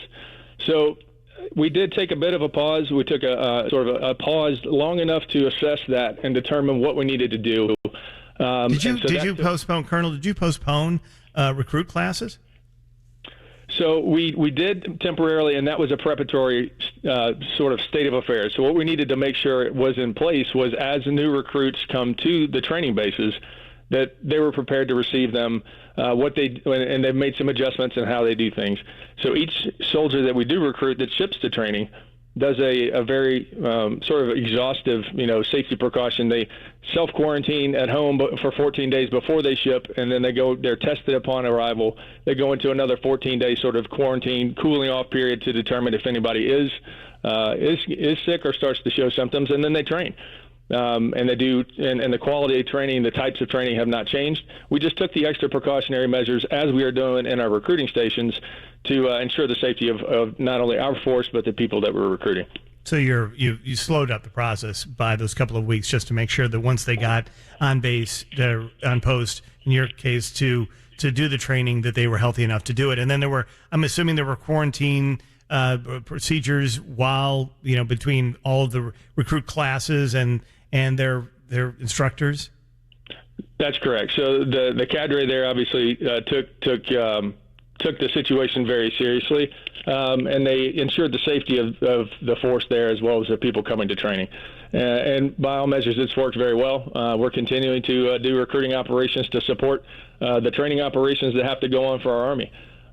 So we're not immune to the situation, and we're we actually have a great opportunity in this case, especially as we move around and talk around the Chicago area, to actually thank our frontline healthcare people. Thank us for our service a lot, but we've had a great opportunity to thank our frontline healthcare workers and first responders as they battle this, and we certainly appreciate everything they're doing for us. Well, and since you mentioned that, military medicine is a huge piece of what the U.S. what all the combined forces do, but the U.S. Army's got they have Army field hospitals, right? I mean, those are critically important to the mission, and that you're always looking for those folks as well, people who are medically trained and to become soldiers.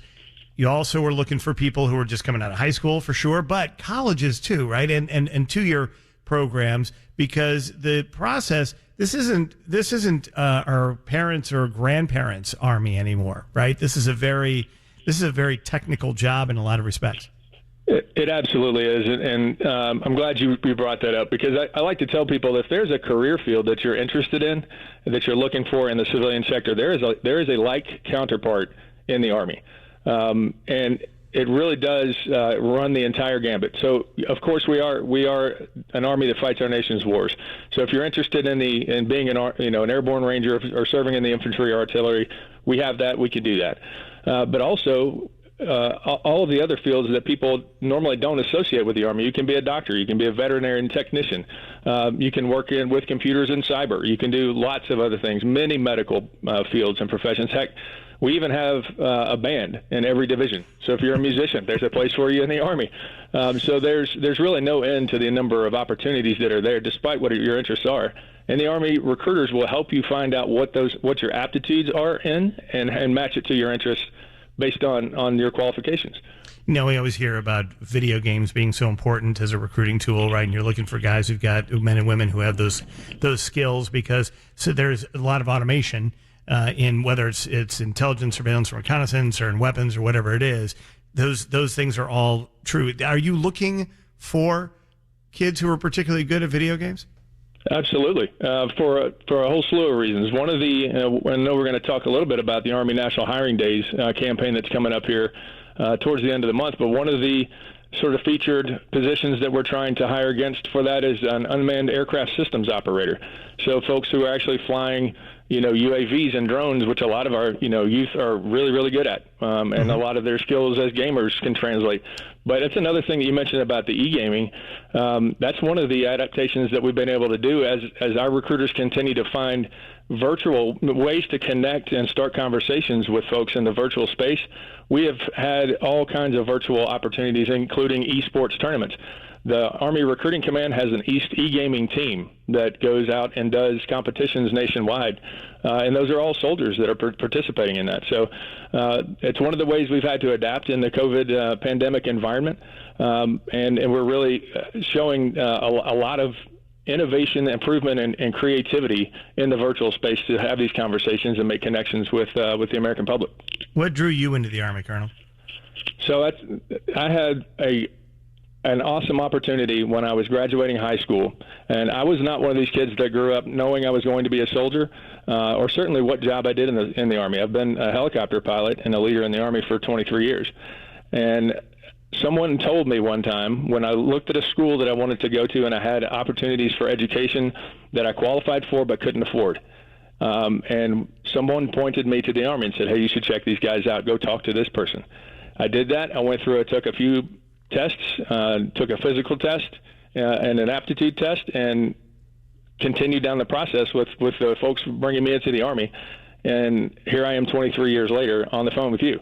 Certainly never thinking that my Army career would lead me to an outstanding city like Chicago.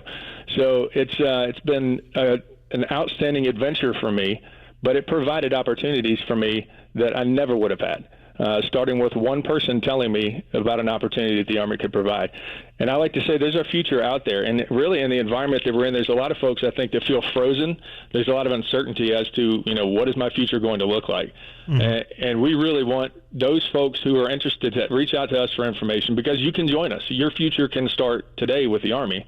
And I think there's so many people across this area who just don't understand what opportunities we can provide. They have their understanding of it from movies or video games or whatever it is that they are exposed to, and we have so much to offer, and they just need to reach out and touch us and talk to us, and we'll make sure that they have it.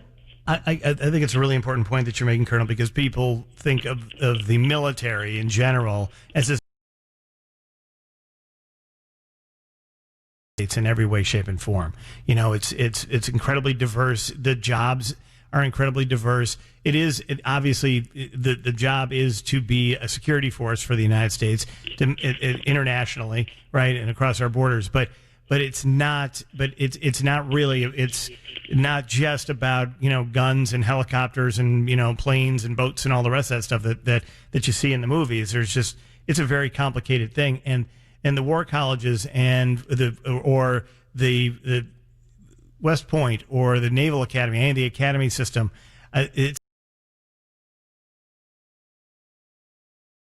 they're like great liberal arts colleges too. They're teaching history. They are teaching. They're teaching critical thinking. It isn't just follow the leader. I mean, it is ultimately if you're very much a thinking man's military, thinking man or woman's military.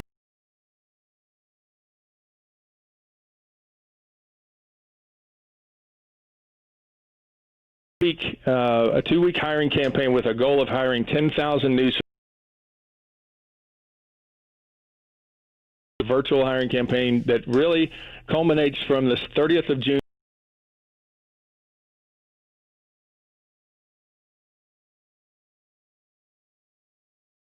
And there are some unique opportunities that come along with this for certain folks.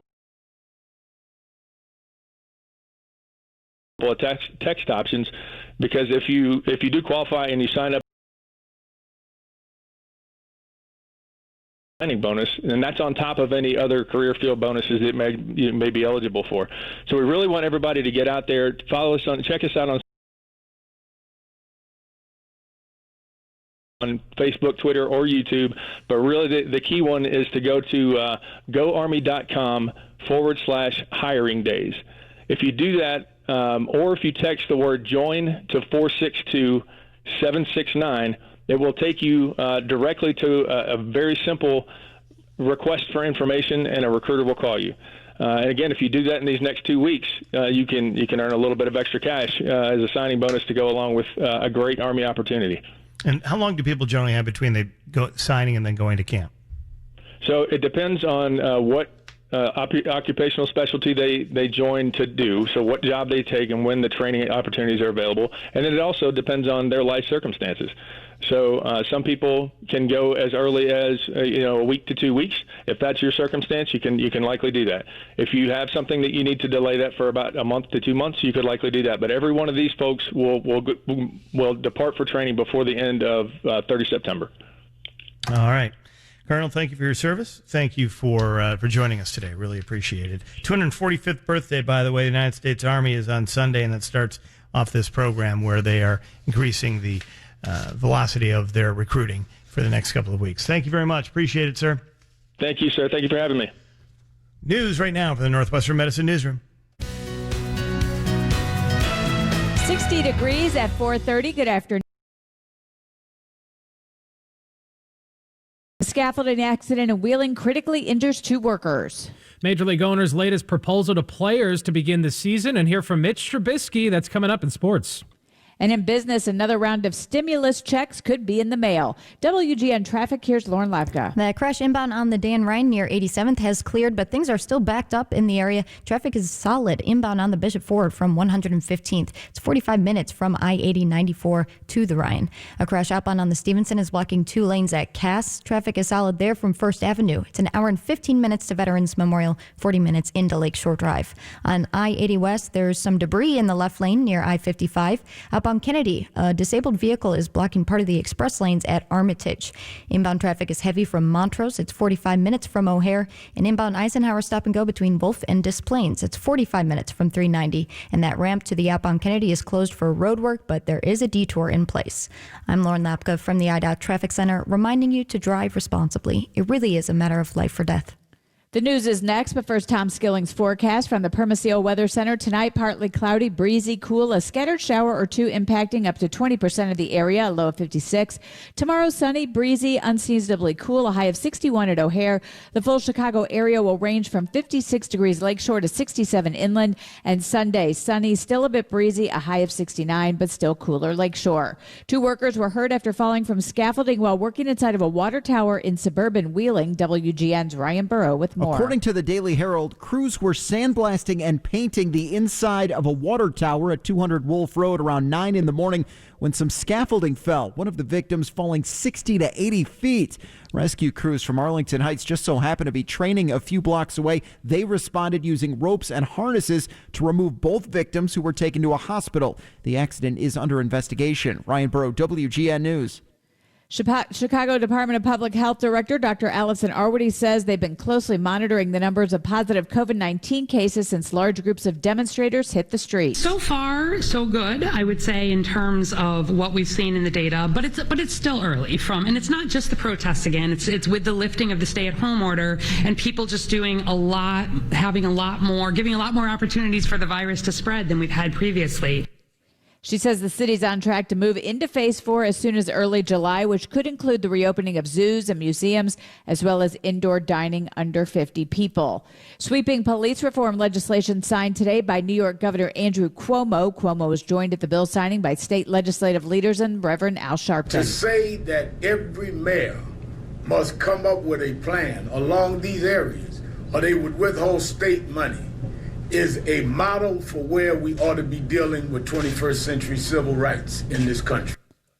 The new state law bans police chokeholds, establishes a special prosecutor's office to investigate police-involved deaths and allow the release of officers' disciplinary records. President Trump will make a controversial trip to West Point tomorrow. He'll deliver the commencement address at the Military Academy in New York. Cadets were sent home in early March due to the ongoing coronavirus outbreak, and 1,000 were summoned back to the academy for the graduation ceremony. At least 15 reportedly tested positive for coronavirus. Treasury Secretary Steve Mnuchin indicating the Trump administration is seriously considering a second round of stimulus checks. The current package proposal would cost more than $3 trillion, and the checks could be larger and offer those with kids an additional $1,200 each, up to 3 children. The House has already passed the proposal, but the Senate doesn't plan on drafting new stimulus legislation until July. Illinois Secretary of State Jesse White's office has launched a new online application for those needing a new driver's license or ID card. The idea is to save time at the counter when you go in to get your license by getting everything filled out beforehand online. Here's spokesperson Henry Haupt. It's a step-by-step process. For instance, if you are changing your address for your driver's license, there's an easy process for that. It walks you through the information you need to enter. If you're redoing your license because it's expiring, it will do the same thing. You can pre-register at cyberdriveillinois.com. The Illinois and DuQuoin State Fairs have officially been canceled due to the pandemic. The Department of Agriculture will host a junior livestock expo in Springfield in September for exhibitors 8 to 21 years old to show their animals. The 4-H General Project Show will take place virtually. And now WGN Sports, here's Kevin Powell. Thank you, Kim. Star-studded field for the PGA Tour's first event in 3 months. Second-round play of the Charles Schwab Challenge underway in Fort Worth. Harold Varner III leads the way at 11 under. Jordan Spieth is stroke back. Rory McIlroy sits at 9 under. Tiger's sitting this one out. He'll reportedly skip next week's tournament in South Carolina as well. Mitch Trubisky says he understands why the Bears traded for Nick Foles, but doesn't mean he's ready to hand over the starting job. Yeah, it was kind of interesting to me, but that's the business that we're in. I think I was kind of pissed off in a good way. I've been motivated ever since. I've been motivated since our season ended last year. I didn't feel like it went the way we wanted to, and we left a lot out there. But I'm excited for this year. I think it's going to be a good competition. Trubisky spoke with reporters today for the first time since the end of last season. Still not clear when baseball will begin. The owner's offering another proposal today that calls for a 72-game season with 70% of prorated salaries. The players want fully prorated. That was agreed on in March. And coming up next, Blackhawks general manager Stan Bowman joins Rowe. On the home of the Blackhawks, Northwestern Wildcats, and White Sox baseball, Kevin Powell, WGN Sports.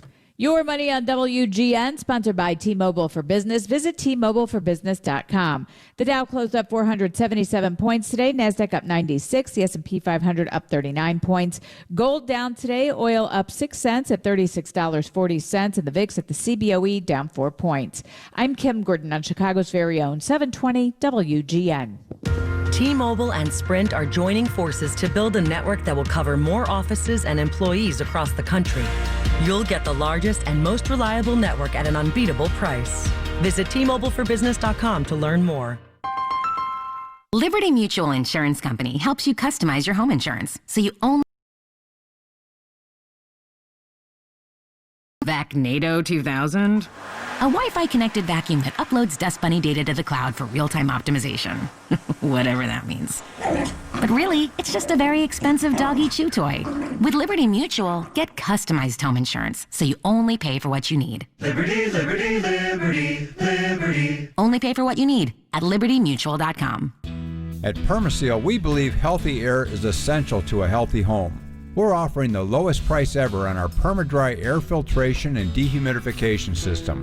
Call 800-421-7325 or visit permaseal.net. Are you noticing signs of leaking around your skylights? Or maybe you need a skylight upgrade? Time to call the experts at NSS Exteriors. NSS Exteriors is one of Chicago's oldest and most respected skylight firms, specializing in the repair or installation of any type of skylight. Visit nsskylights.com or call 855-NSS-1966 and schedule a safe visit from one of their skylight specialists. They're equipped with masks and gloves, and in most cases can do the survey without even entering the home. nsskylights.com.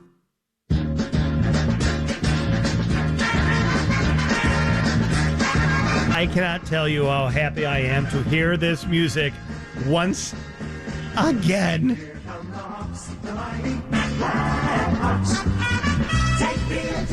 All right, our general manager, our fearless general manager, Stan Bowman, is standing by on the Super Celebrity Hotline. And Stan, this is unusual times. Would you say it's a little unusual right now? Oh, very much so, Ro. How are you doing? I'm all right. All right. Well, I saw Patrick Kane walking through the parking lot with his mask and his sticks. And it reminded me like of youth hockey, right? He's carrying his own sticks, like through a parking lot. It's really something.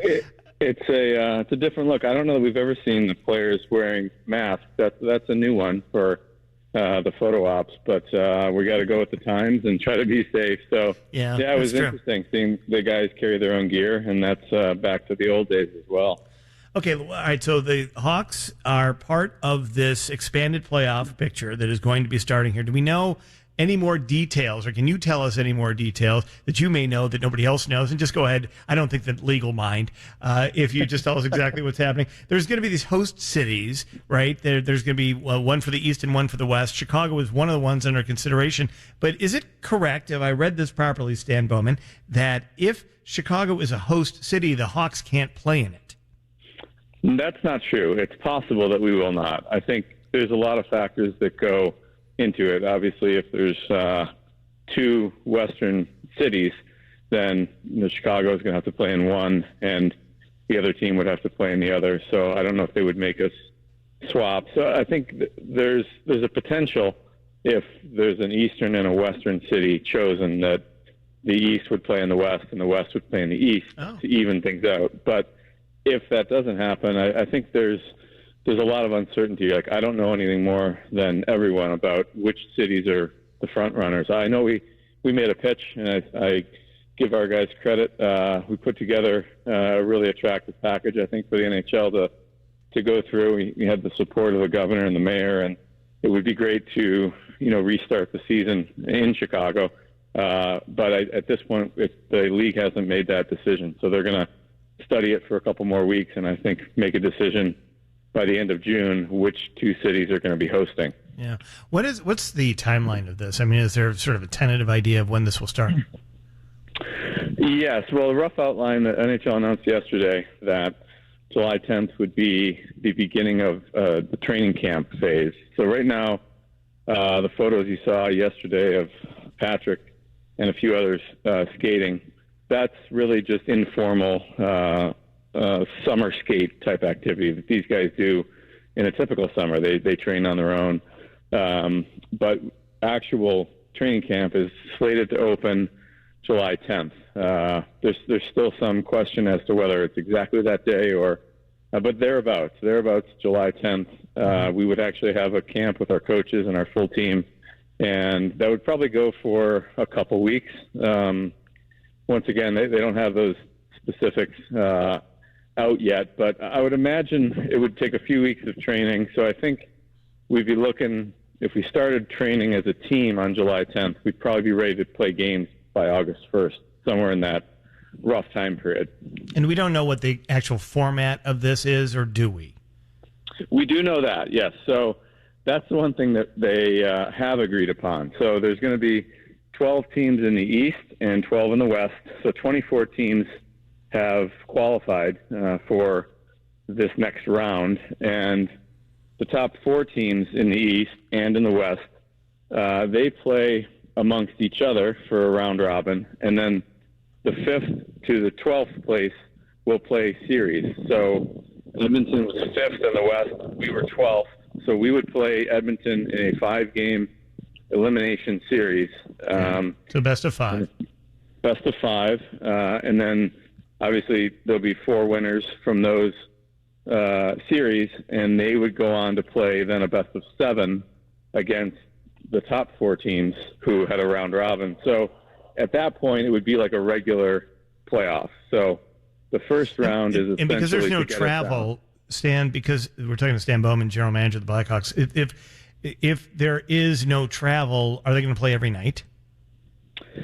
Probably not every night, but remember there's 12 teams in one city, so there will be games every night. But I don't envision that there will be teams playing. Now there may be opportunities where you play back-to-back nights because there's no travel. So I think the idea is to try to condense this down into a shorter time horizon than typical. So those are all the details that I could speculate, but I don't even know if they've decided all that yet. I think they're working on what the schedule would be like, but we're just excited that we are going to have a chance to be back in the mix and 5-game series against Edmonton, and if we can prevail, then on we go to the next round. And by the way, I like your chances there. What happens for next season then? Let's assume that we get through all of this. Let's say it starts in the first week or so of August, and then we get through all of that. Kind of Stanley Cup Finals would be somewhere in mid to late September into October. Then when would the regular season begin for the 2020-21 campaign? Yeah, I think that hasn't been determined yet. So I think some of the conversations that I've heard have talked about the willingness of the NHL to push the start of next season back till whether it's late November or December, potentially even, after that till January. I think certainly if you push it that far, then the next season would end later. So I think that stuff has not been worked out yet. I think there's a lot of ideas that they're working through, and I think the one thing that Gary Bettman said is we have to be flexible. We have to be willing to play on different timelines than we typically have, and I think everyone's willing to do that. These are very unusual times, and we can't be wedded to what was for previous years. Right, and it's going to push. It may change the schedule for a little bit here because can you get in 82 games the next year and still get back to the normal start time of early October for the regular season? I mean, those become a lot of questions that are in the mix. And maybe, I know that basketball is considering this. They're considering pushing their season back anyway to start, as a permanent fixture. Maybe they start a month later than they had been traditionally. There's been rumors of that as well. Like, I haven't been in on those discussions. I've just heard that that's also something that the NHL is considering. I think the way Gary Bettman said it best is this is new for everybody, so we have to be willing to be flexible. And one of those might be changing our calendar to shift by a month or two. Yeah. Maybe just 1 year or maybe permanently. But none of those decisions have been made yet. And I know that they're busy dialoguing all that, and we'll pass that along as soon as we get that info. All right. I appreciate that, Stan. Thank you very much. Well, good luck. It's going to be fun. I mean, we are so starved for everything, right? Whether it's just going out to a restaurant or seeing hockey on television. Literally, the Jordan series. We're all watching the Jordan series because we're watching a basketball game, right? In the middle of the documentary. It was great timing for The Last Dance to come out because they had a lot of eyes on it. But you're right. I think sports are a big part of our society, and I think certainly as someone who works in professional sports, I live to be part of it. It's a big part of our life, and I think it's important to try to get this back. And I think the most important thing is we got to do it in the right, to be very aware of those things. So they're not going to do anything to jeopardize the health of our players. And but we're excited to get back not too far away. All right, Stan Bowman, General Manager, Chicago Blackhawks. Good luck. We'll talk as we start. We'll talk again, and I'll give you some advice. And and Jeremy too. I'll get him on the phone. I'll give him a little advice on exactly how to win this whole thing. Don't worry about it, Stan. I got you covered. You're good. Good. All right. You'll do a chalk talk for us. Thanks. Yes. Thanks. Appreciate it. All right, Stan Bowman. Let's check in now with Lauren Lapko. What's happening on the roads? Well, they haven't looked good this afternoon. I-57 outbound side is now closed at Sibley because of an accident. Traffic is solid from 115th. There's an accident southbound on the Tri-State blocking the right lane at LaGrange. There's a crash on I-55 north at US 30. Also seeing a crash outbound on the Bishop Ford near 159th. And on I-80 west, there's wood debris in the left lane near I-55. I'm Lauren Lapka from the IDOT Traffic Center, reminding you to drive responsibly. It really is a matter of life or death. Chicago's own Tommy Dreesen is a frequent visitor to the show, regaling us with stories of the Rat Pack and more. Turns out he's got tales we haven't heard yet, and they're all crammed in his brand new book. He visits, plus if you're a baseball card collector, you're going to want to hear this one. Dave Plyer at 11 on 720 WGN. We can beat them all. Service to a green tea. Hi, this is Tonya Khoury of Green Tea Windows. Increase the beauty and value of your home with our exceptional, energy-efficient, EPA-certified windows. They're made here in the U.S. with a lifetime warranty, and our installers have a minimum 7 years experience. And listen to this. Our windows have the newest technology, self-cleaning. Dirt, dust, and water just rolls right off. Service to a Financing is available. Call us now for details and a free estimate.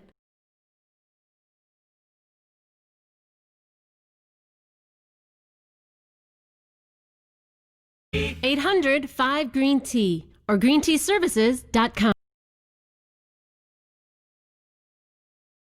Many home sellers are asking, in these difficult times, will Grandview still buy your home today? For the second time in 12 years, the real estate market is the worst residential real estate market since the Great Depression. Grandview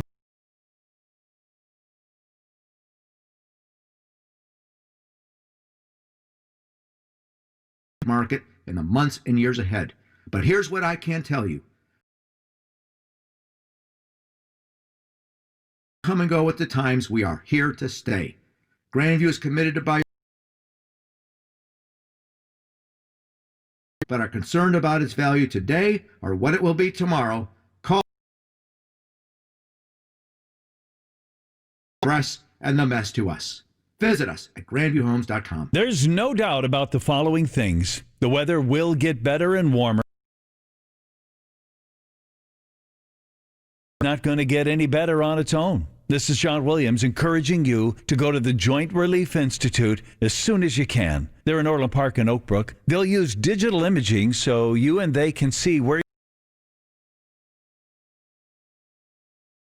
spot where that tissue's gone away, and it works. It's a quick, pain-free, non-surgical procedure, and that first visit is free. They're an essential business, by golly, and taking care of that knee pain is essential to your well-being.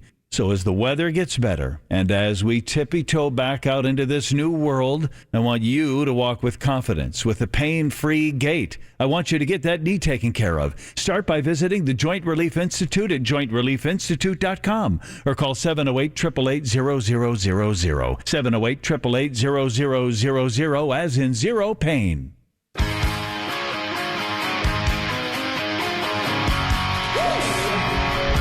A little sports action here before the Carnarvon wagon is about to roll.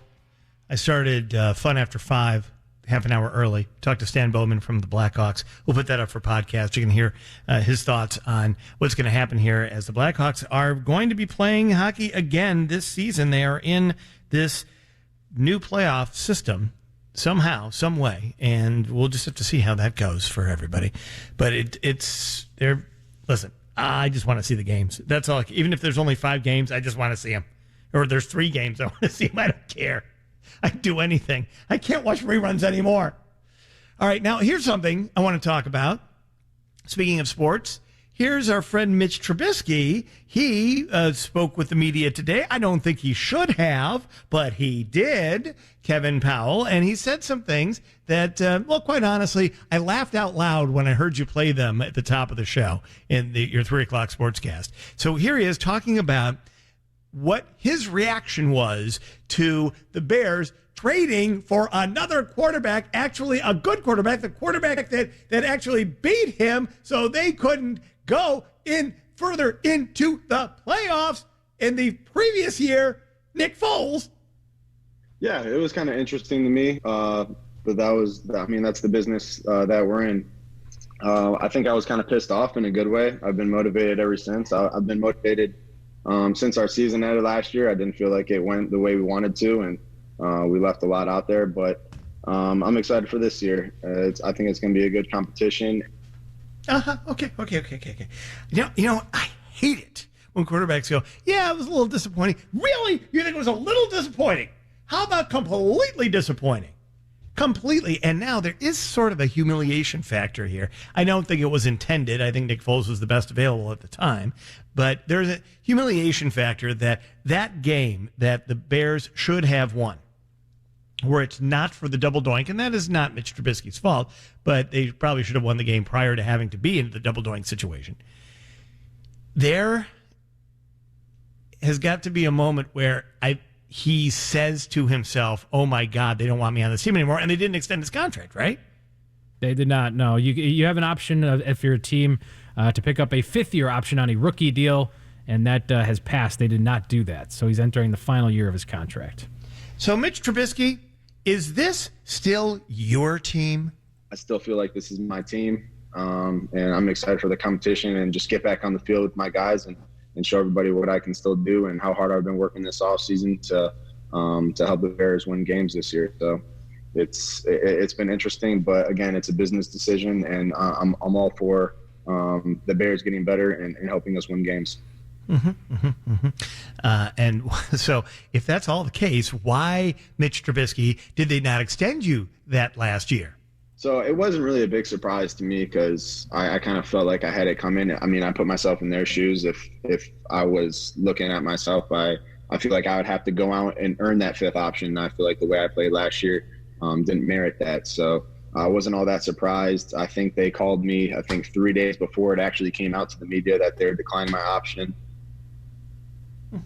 Okay.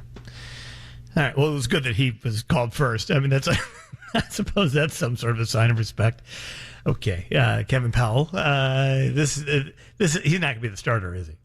I still kind of think he's going to be the week one starter. I really do. I think they would have done more if they were completely done with Trubisky. I mean, Nick Foles isn't exactly a franchise quarterback. This is like his fifth team he's been on. So I think if they really were completely done with Trubisky, they probably would have went and got Teddy Bridgewater or maybe even Cam Newton. So I don't think he's done just yet, but I think it's about 50-50 right now. No. Hey, the backup quarterback's always the everybody's favorite quarterback. It's Nick Foles. We're not talking about Tom Brady or Peyton Manning here. But Nick Foles actually went with Philadelphia, right? I mean, he played very well. He did at times. When he had to fill in. I mean, he was filling some big shoes there as the backup in Philadelphia. So he did a really nice job with that. But I don't even know what football's going to look like. I'm trying to pretend, I think like a lot of us are, that it's all going to be fine by the time we get to September, and we're going to be out there on opening Sunday, and just walking through the walkway, and it's always hot, and sun's high in the sky for those first couple of games at Soldier Field, and you can smell the dick dogs cooking and spilling the beer on yourself and all that. I mean, I'm still maybe doing a little tailgating with Alfie in the parking lot before the whole thing starts. I got it all in my head that this is all going to be fine, and it's probably not. I don't know. Fingers crossed. Yeah. I'm just let's keep ourselves and listen. Even this, I would be so happy to be mad at Mitch Trubisky in a stadium. I can't even tell you. Be the happiest thing ever to watch him overthrow a guy, make zero connections except to the opposing team. I mean, I would do anything to be able to sit there and boo him. What about a double doink? Could you withstand that? I would take a double doink if I could be in Soldier Field with a crowd and feel safe. And, all of those things I just described, that feeling of going to the game is just such an amazing thing. Or watching it on TV, just knowing that it's there. And when the Bears game is over, there's another game I can watch. And there's going to be fans in that stadium screaming and yelling. And then on the Saturday before that, I get to watch college. And apparently those fans are going to be there. Because like Alabama's like, oh, hell no, we're not going to do nothing with nothing we have a big crowd. And that's exactly what I think the governor of Alabama said. Something like that. Yeah, the athletic directors around the country are very optimistic about having fans. From what we're hearing from the big-time football program. Oh my God, Ohio State's like, what pandemic? Right. I don't know. What are you talking about? What is there? Wait, did I miss something? Pandemic. We're taking the national title this year, damn it. You see the quarterback? They're like, we got 96,000 seats to fill here. We do not have time not to fill them with like 30,000 people. I don't care. We got a big hospital system in Columbus. We're fine. Whoever dots the I should wear a hazmat suit. A nice little touch on it. The best damn band in the land.